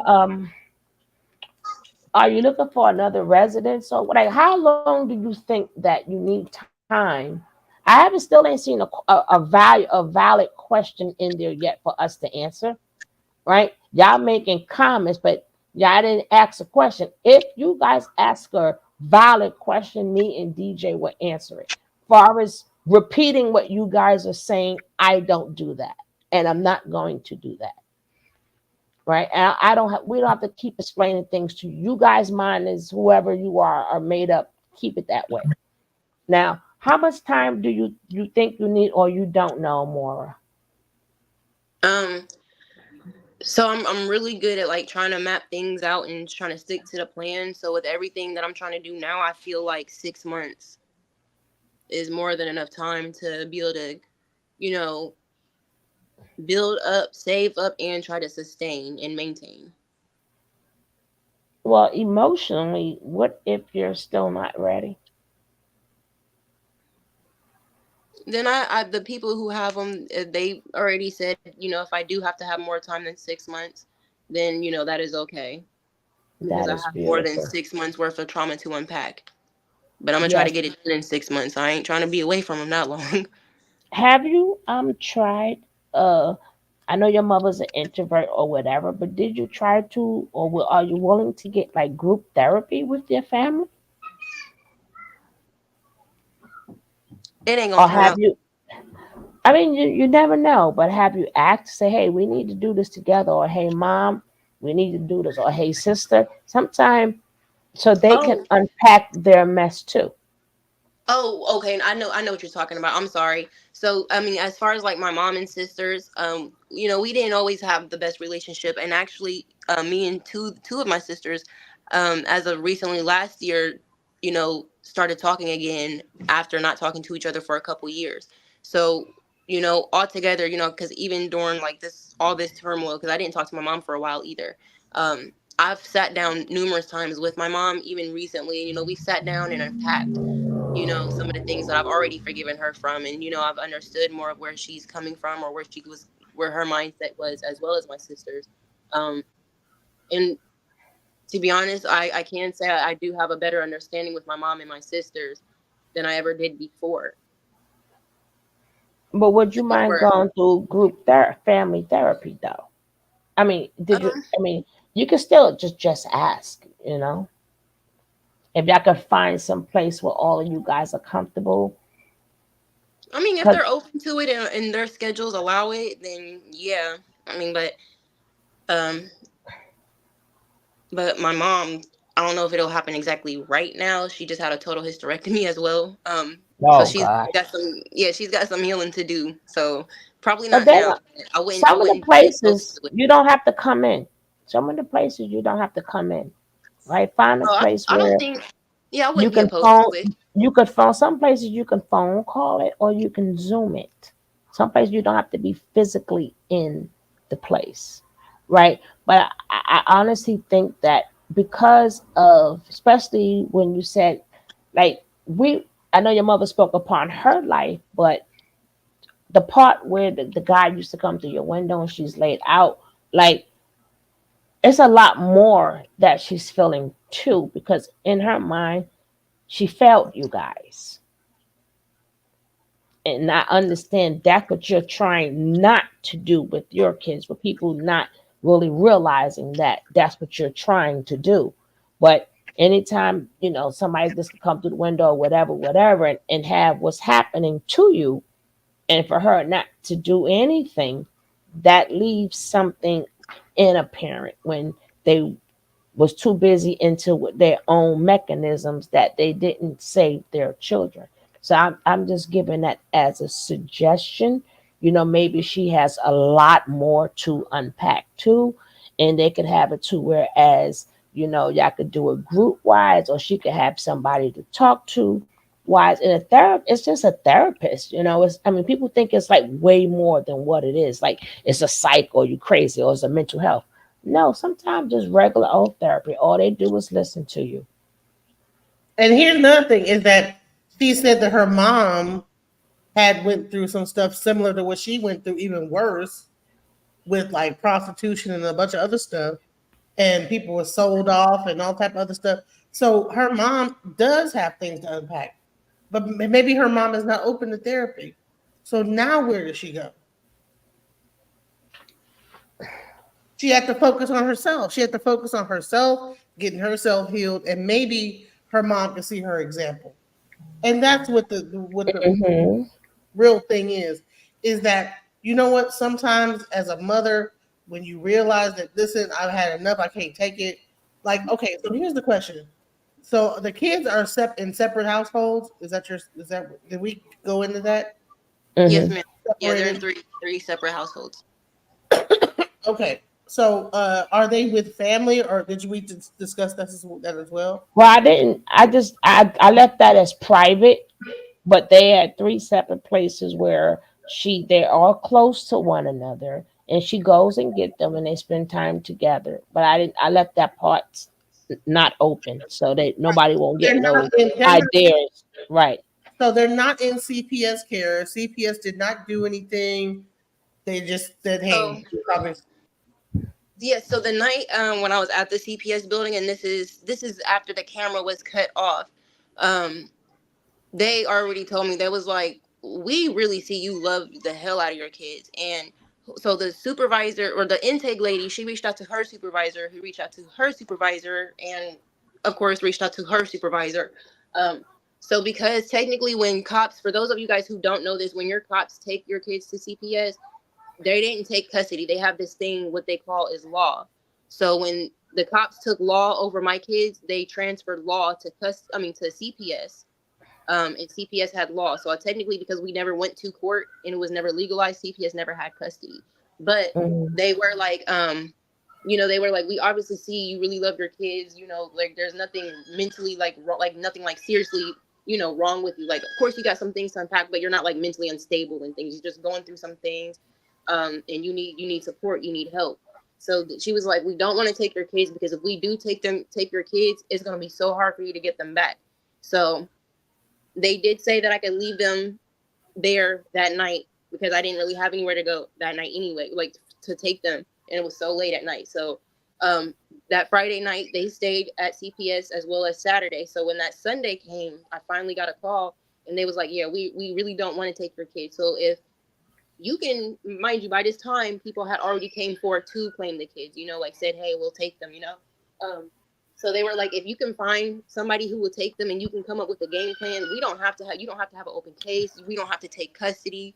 So that Sunday before that Monday came, before court, I had already placed my kids. So because there wasn't nothing really going on, of course they still did provide, like, they're going to be giving vouchers and stuff for the foster families or whatever. Mind you, there's no agency. I just don't know what else to call it, but foster family. But they are still going to provide them with some vouchers.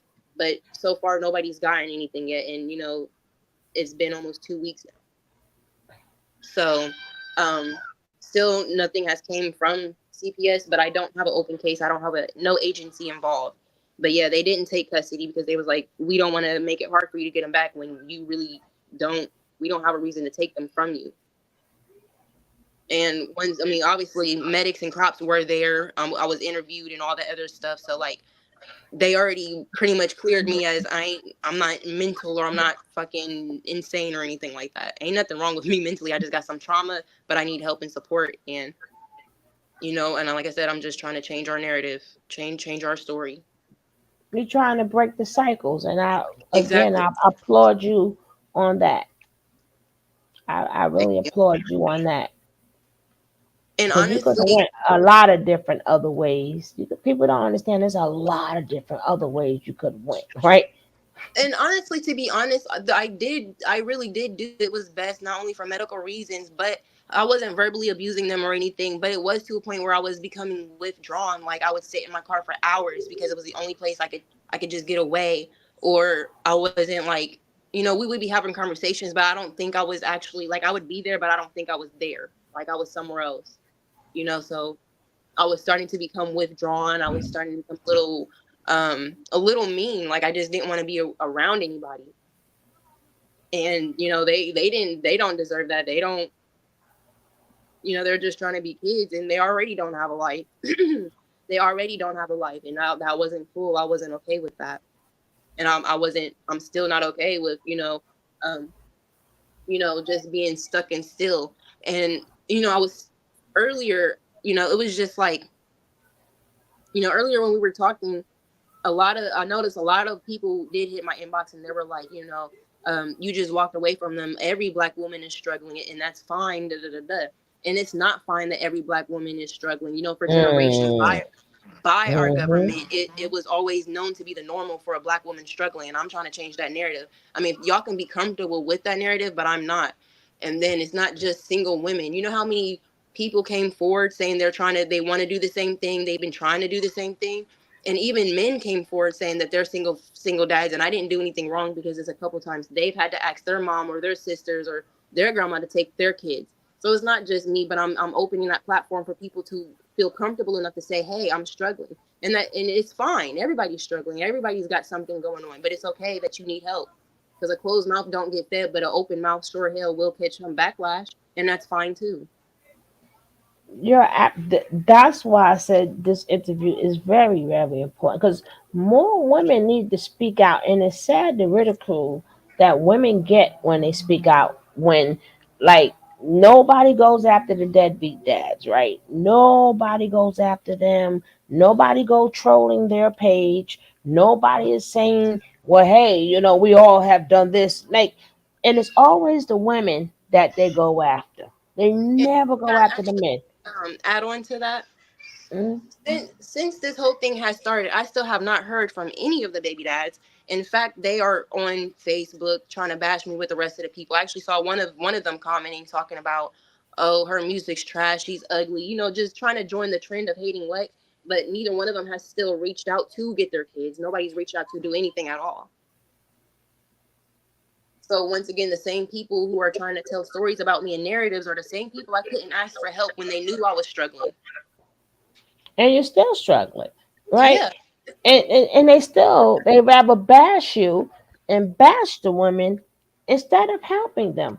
And these are the Yep. same men that, oh, women are bitter, or women are this, women are that. And we are the same women that say, come get your kids. And then it it goes silent, right? They And you want want to to do know the all crazy thing too? go ahead, baby. I'm sorry. And the crazy thing too, I actually just got a call yesterday from somebody, and they was like, hey girl, guess who I just saw? Mind you, I still ain't heard from them. Ain't nobody, they still ain't reach out to help or nothing, or see if there's anything they could offer the foster families who are taking in their children. But anyway, she's like, guess who I saw? Your baby dad. And I was like, oh, okay. And then she was like, but yeah, he was just sitting there at the store telling people like, you're his baby mom and you went viral last week. And I'm like, well, did he say he had any plans for the damn kids? Shit. But you want to mention that I'm your baby mom and I went viral to try to have any type of attachment to my name. Like, that's crazy. I want to say Like, this you is so that if you up. if you don't think that you're reaching out to somebody, there's a woman in my chat, a little young girl named Ava. She's I'm not sure where she's from, but she's in the 12th grade. Says my family passed away too, lost my heart broken. She says she's back home from school right now. So if you don't think that you're like really like reaching people, I just want you to see that. This little young girl, she's in 12th grade and she's seeing this and she's here. You know what I'm saying? So just And don't. Ava, and I'm so sorry that you're going through that. And it's going to be hard. As you see, you hear my story, it's going to be hard. But for any reason, at any given moment, if you feel down, like you want to hurt yourself, or you don't have nobody, reach out to somebody, ask help. And I don't, if you feel like nobody's listening, do what you have to do. Scream if you got to. Make somebody listen. Don't never let nobody make you shut up. Reach out for help if you need it. But continue your journey. Don't fall off your path. Go get your degree. Finish school. Make a life for yourself. Become something. Ashe. Yeah. That's really what this is about. She could have kept this story to herself. She could have just like not recorded herself in that vulnerable moment and just dealt with it the way she did. But she put herself on the line. It happened to become viral, and now she has all this judgment. But the bottom line is that I believe that God put her in a place to like really express herself. And God, even your whole story is a testimony for what you've been through, and you're really out here to help. It's gonna help a lot of people. And I think that once you get past all the trolls and saying, because people could be so harsh, right? Well, I did this, and I, I went through it, and that's all you gotta do is just go get Section 8. Blah, blah. In their mind, you ain't going through nothing, blah blah blah blah. But we went through your whole story, and it was nothing but trauma. And I really like want to like have people like think about that. It's like just get past your own what you've been through and listen to her story and understand that this person has gone through a lot. This woman, this young lady, has gone through a lot, and she put herself on the line, her whole reputation on the line. It might, I mean, all this on the line to show like what it takes, what happens when a person can't take no more, and that is really a blessing to have that. Like a person, I can't take no more, and she went to see, I can't take no more. Go ahead, girl. I'm gonna let you. And the reason why, like, because like honestly, I accidentally went viral. I didn't plan to go viral. So like a lot of people are mad that I went viral. You guys are making her famous or anything. You guys gave me the platform to speak and encourage other people to speak. So I'm going to do that, you know? And it's like, I forgot what I was about to say. Never mind. No, you're talking about the viral and all the backlash from becoming viral. It's not like something you wanted. It's something that happened. And I'm Yeah, giving and yes. I'm not doing anything that no regular sane person wouldn't have done. Any if you accidentally go viral, what's the first thing you're gonna try to do to change your life? You're gonna try to network. You're gonna try to get some money to better your situation, correct? No, nobody knows how they're, what they're gonna do when they go viral. I could be doing all type of crazy stuff. I could be out partying, going live, trying to get views because I'm out partying and stuff. Hell no, I'm trying to spread awareness to the stuff that honestly society all over the place refuses to acknowledge, that it's so easy to turn their back on. And a lot of people don't realize it's easy for a lot of people to become moms because it's easier to find a babysitter to go out and club and go get fucked because they know you're gonna be there. You're gonna be back in a couple hours versus, damn, she's going to work. I know I'm about to be here with these kids for 10, 12 hours depending on how long your shift is. So it's like, it's just people need to understand that this stuff does happen, not just in the Black community, but just in the community out period. Altogether, I needed to do better. I'm trying to do better, but we need to do better together. But I feel like, raising awareness to the effects that absent father can do, not how detrimental it is just to the mom, but how detrimental it is to the child when the mom is forced to make a decision that's killed her on the inside. Hmm. But yeah, that's all I had to say. And that is the truth, right? And it's crazy that this is something a lot of women go through every single day, right? And thank goodness she is the one that's speaking out. But how many women sit home after they thought that they was in love? How many women sit home in that dark room crying and crying and crying and crying? You know, we're gonna be definitely doing more videos like this because we have to become a village, even if it's an online village or whatever. We have to have an Sisterhood, a outlet, sisterhood, a right? sisterhood. But I want to ask you, far as with your heart now, with the many heart attacks, where are you with that? So I've been referred to a heart specialist, so I'm waiting to, for that appointment. But since I've made my decision, I've been able to relieve just a little bit of stress. Like I still got some stress, but not regarding my house and stuff. But um I can say I have not felt a heart attack yet. I'm prolonging my life a little bit more.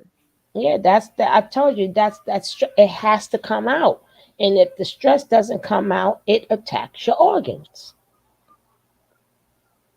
Yeah, so That's like why I'm a lot seeing of I'm seeing people, end up passing away like really early because of that. Some people just walk down the block and drop. I've seen it Right. because they have. That's why I said therapy. It will help relieve because you have somebody to speak to. It's an outlet, right? Even you speaking on TikTok, it's an outlet. The bad part about it is once you open yourself up, you also open yourself up to scrutiny. Also, but just keep going, because them the people who don't need help anyway. So you don't need. That's why even they be in the chat, I pay them no mind. They don't yeah, need the help, right? and The truly people who you I need to help. hmm I'm sorry, go ahead. I said, no, I was just saying the people who you need to help are the one you're helping. Don't worry about the scrutiny. But what you were saying, sister? Yeah, to add on to that, I didn't been through so much stuff to where for the most part I'm emotionally numb. So like the scrutiny, none of that stuff bothers me.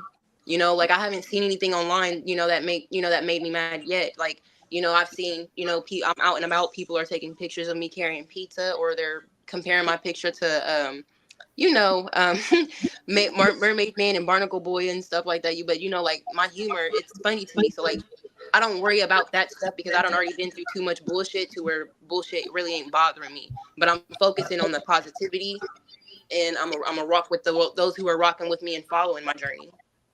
Oh, definitely, definitely, definitely. You have a family here. You definitely have a family here, and Just hopefully you keep coming on and give us an update on what you do. For sure. Please do. Please let us know what's going on. Also, I wanted to like show this. I'm not sure if this is the one, but I want to show you how even if you are like married and because I'm going to show this like little 4B movement thing, and what it's called, not the 4B, it's the because you said that you wanted to be a housewife, right? You said that you always dreamed of being this housewife and this, that, the other, blah blah blah blah blah. But I want to show you some of the things that have happened because what's happening is that when we grow up, we have like these dreams of being this wife and having this husband, and then we're like the Yeah, but mothers. I mean like a working housewife. I've always wanted to be a business owner, a model, and all that other stuff. But like a working housewife, I just want to be married. Right. Okay. Well, you know what? I don't need to show that because I'm going to No, show. she's gonna. No, it's good to show her that. I know what she's going to show her because she has to see women are divesting now. They're investing in themselves. And the point of her doing what she's doing, she's investing in herself. I think that's a very important video to show. Okay. It'll give her. I want to start this video by saying that I'm not asking for money and I'm not asking for sympathy. What I'm asking for is if you are a young 14, 16, 21-year-old girl, listen up. I drove to the grocery store. I need to grab some milk and bread and a couple of things, flipped open the bank app on my phone, and I've been sitting in my car crying ever since because I never have enough money. And why do I never have enough money? Because when I was a 19-year-old girl, I fell in love. My Mormon faith told me that I was supposed to be a stay-at-home mom. I got married. I started having babies. I dropped out of college. I never had a career. My only jobs that I ever had in life were a waitress at the Olive Garden and managing a pretzel maker in a mall. Oh, my first couple years of marriage, I decided that I wanted to be an entrepreneur, so I bought a windshield business. I was 20. And my Mormon stake president reminded me that women weren't supposed to work, so I quit my own business, handed it over to my husband, took my name off of it. I would work our family business throughout the next 24 years of my marriage, but I never got paid. I didn't have a salary. My name wasn't on it. I literally worked for room and board. That's it. I would eventually also launch a custom home building company with my uncle as the architect and my friends as the builder, my designs, my realtor. But again, because my husband was the man, his name was on all of the projects, his name was on the business. I remember one of the last custom homes that I built, we sold it and made about a $260,000 profit. That money all went into his bank account. I didn't even have a bank account. I should have said that in the beginning. I never had a bank account. He would give me little envelopes of cash to go grocery shopping with. Anyway, that house sells, the money goes in the bank. I just asked if I could buy myself a piano with the money. I had worked on building that house for 2 years. All of the money went into his bank account.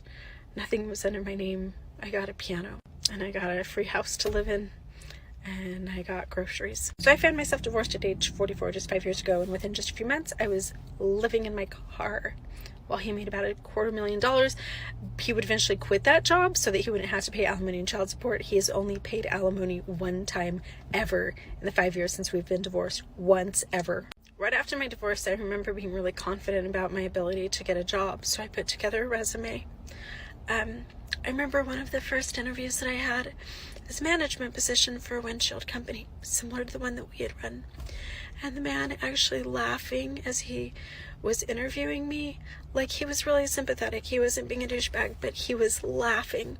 And he's like, so let me get this straight.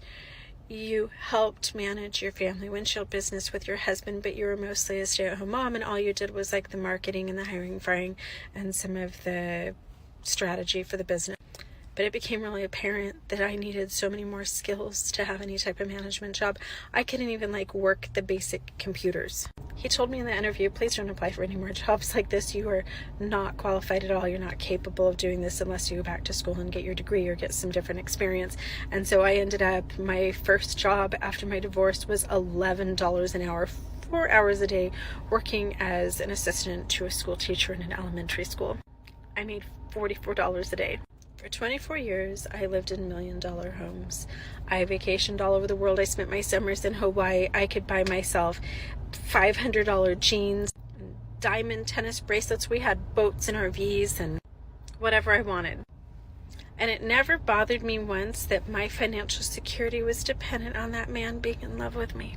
I never realized that him liking me or not liking me or finding me sexy or attractive or interesting determined whether or not my children could eat, whether or not I could buy myself a fucking jug of milk and a loaf of bread. So I had my 5th surgery in 2 years, 2 weeks ago, and I'm supposed to be in bed resting, and I can't because I've worked 7 days a week since my divorce 5 years ago, which is why I'm covered in paint and looking like crap. We actually have a 4-day weekend here in Tucson, and since my partner isn't working, he's working on furniture flip partner projects with me. I have no retirement. I have no savings, no education, no resume. I was almost a straight A student throughout all of my education. I went to college at age 17. I had dreams for my future. I'm working so hard to get myself out of just perpetual side hustle hell. There's not a day that goes by that I don't wonder why. Why I didn't have a fucking backup plan.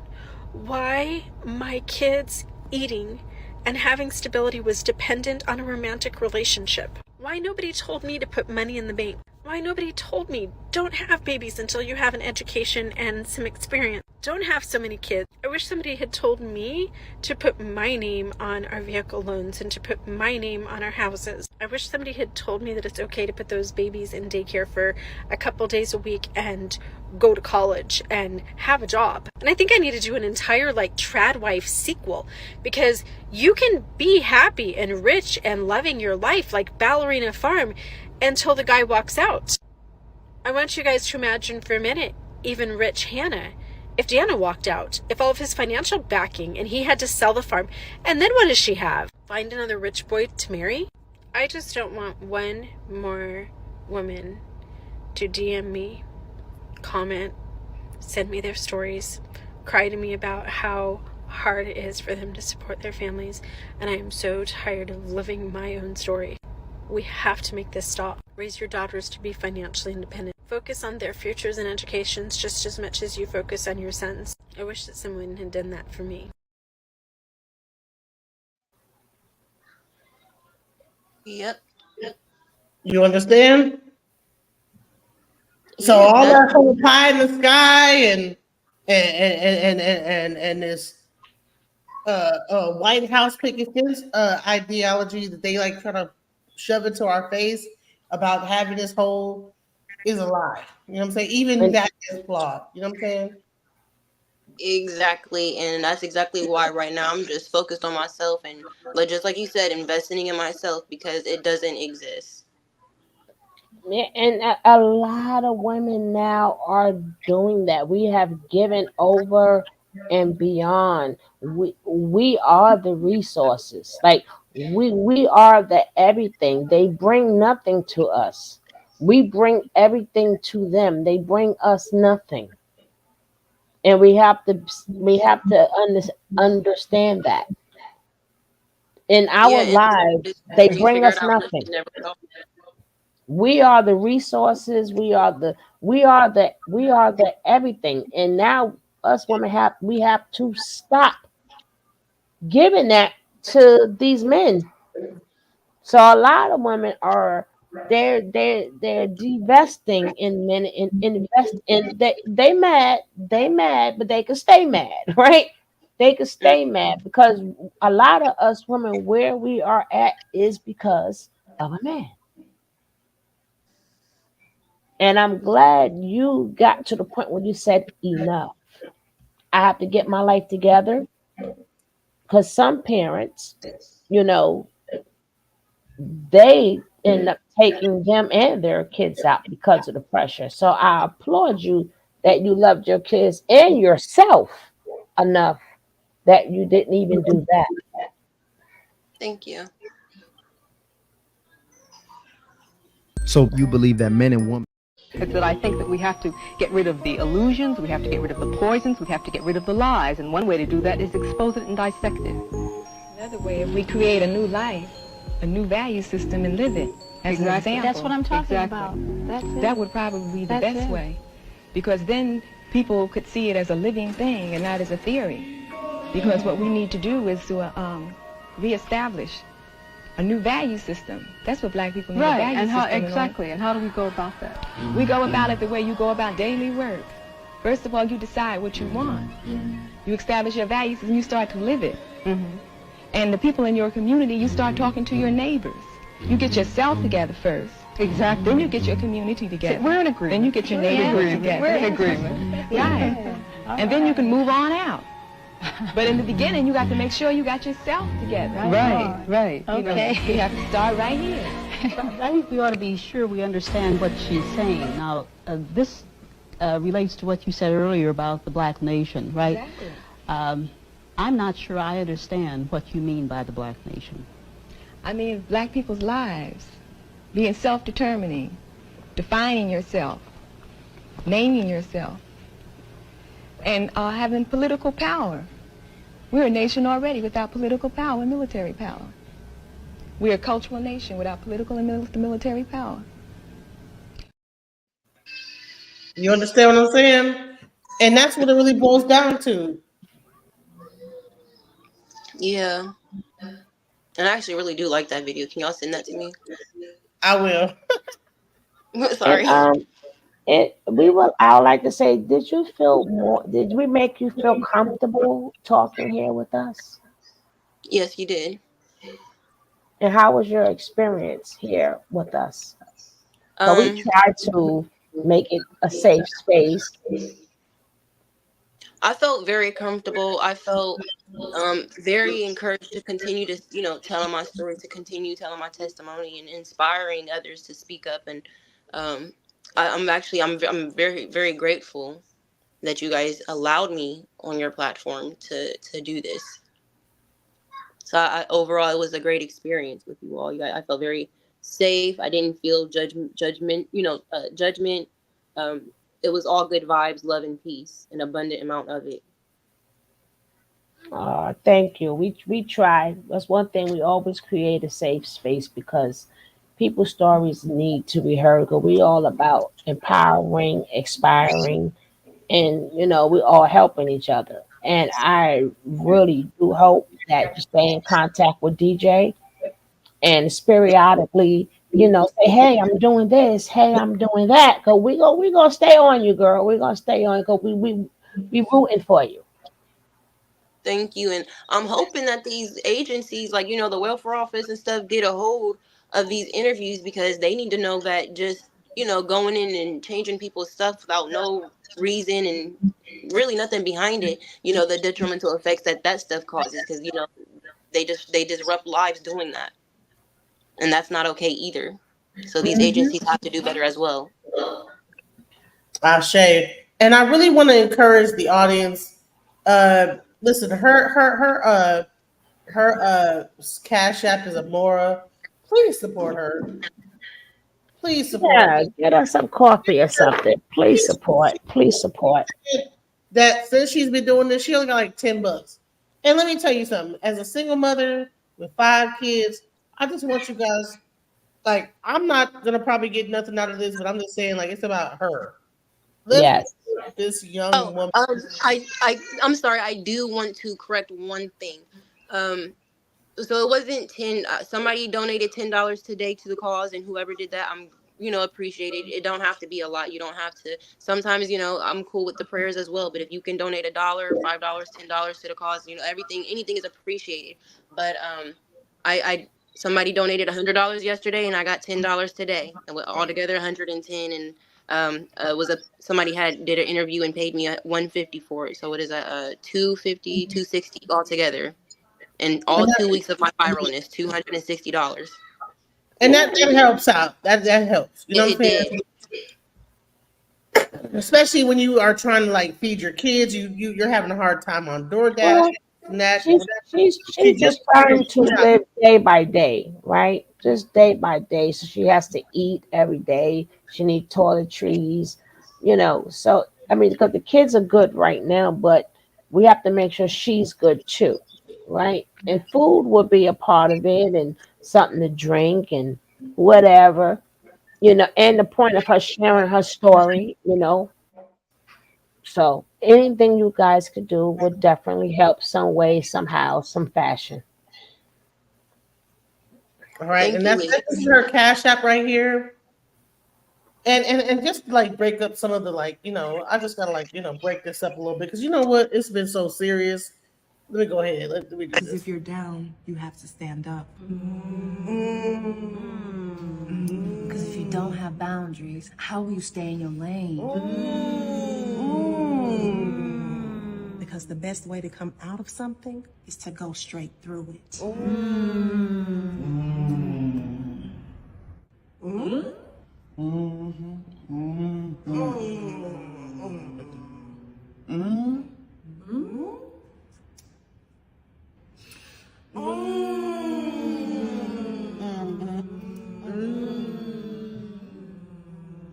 Because if I'm never lost, how could I be found? Yeah, so I had to choose myself.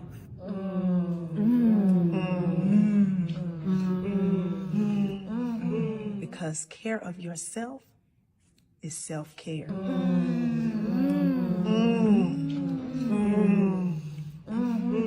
You gotta stand on business.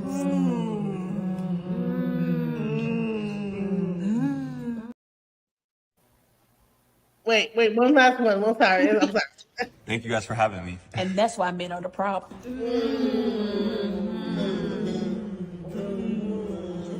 All I did was sit down. Gaslighting.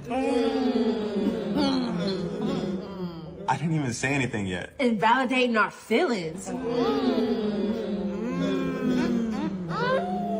How did I offend you? Is that deflection? I'm gonna go. I love who I am. I'm loving me. Look in the mirror. Unapologetically love what I see. Love who I am. I am invincible. I am a fan. My curves and my features, God makes no mistakes. I am successful. I am what it takes. I'm bulletproof. I'm 100 proof, and I love who I see because I'm living my truth. I'm invincible. I'm incredible. A star in the making. I reach past the clouds. I'm invincible. I'm incredible. And no one can stop me. Can stop me now. I'm invincible.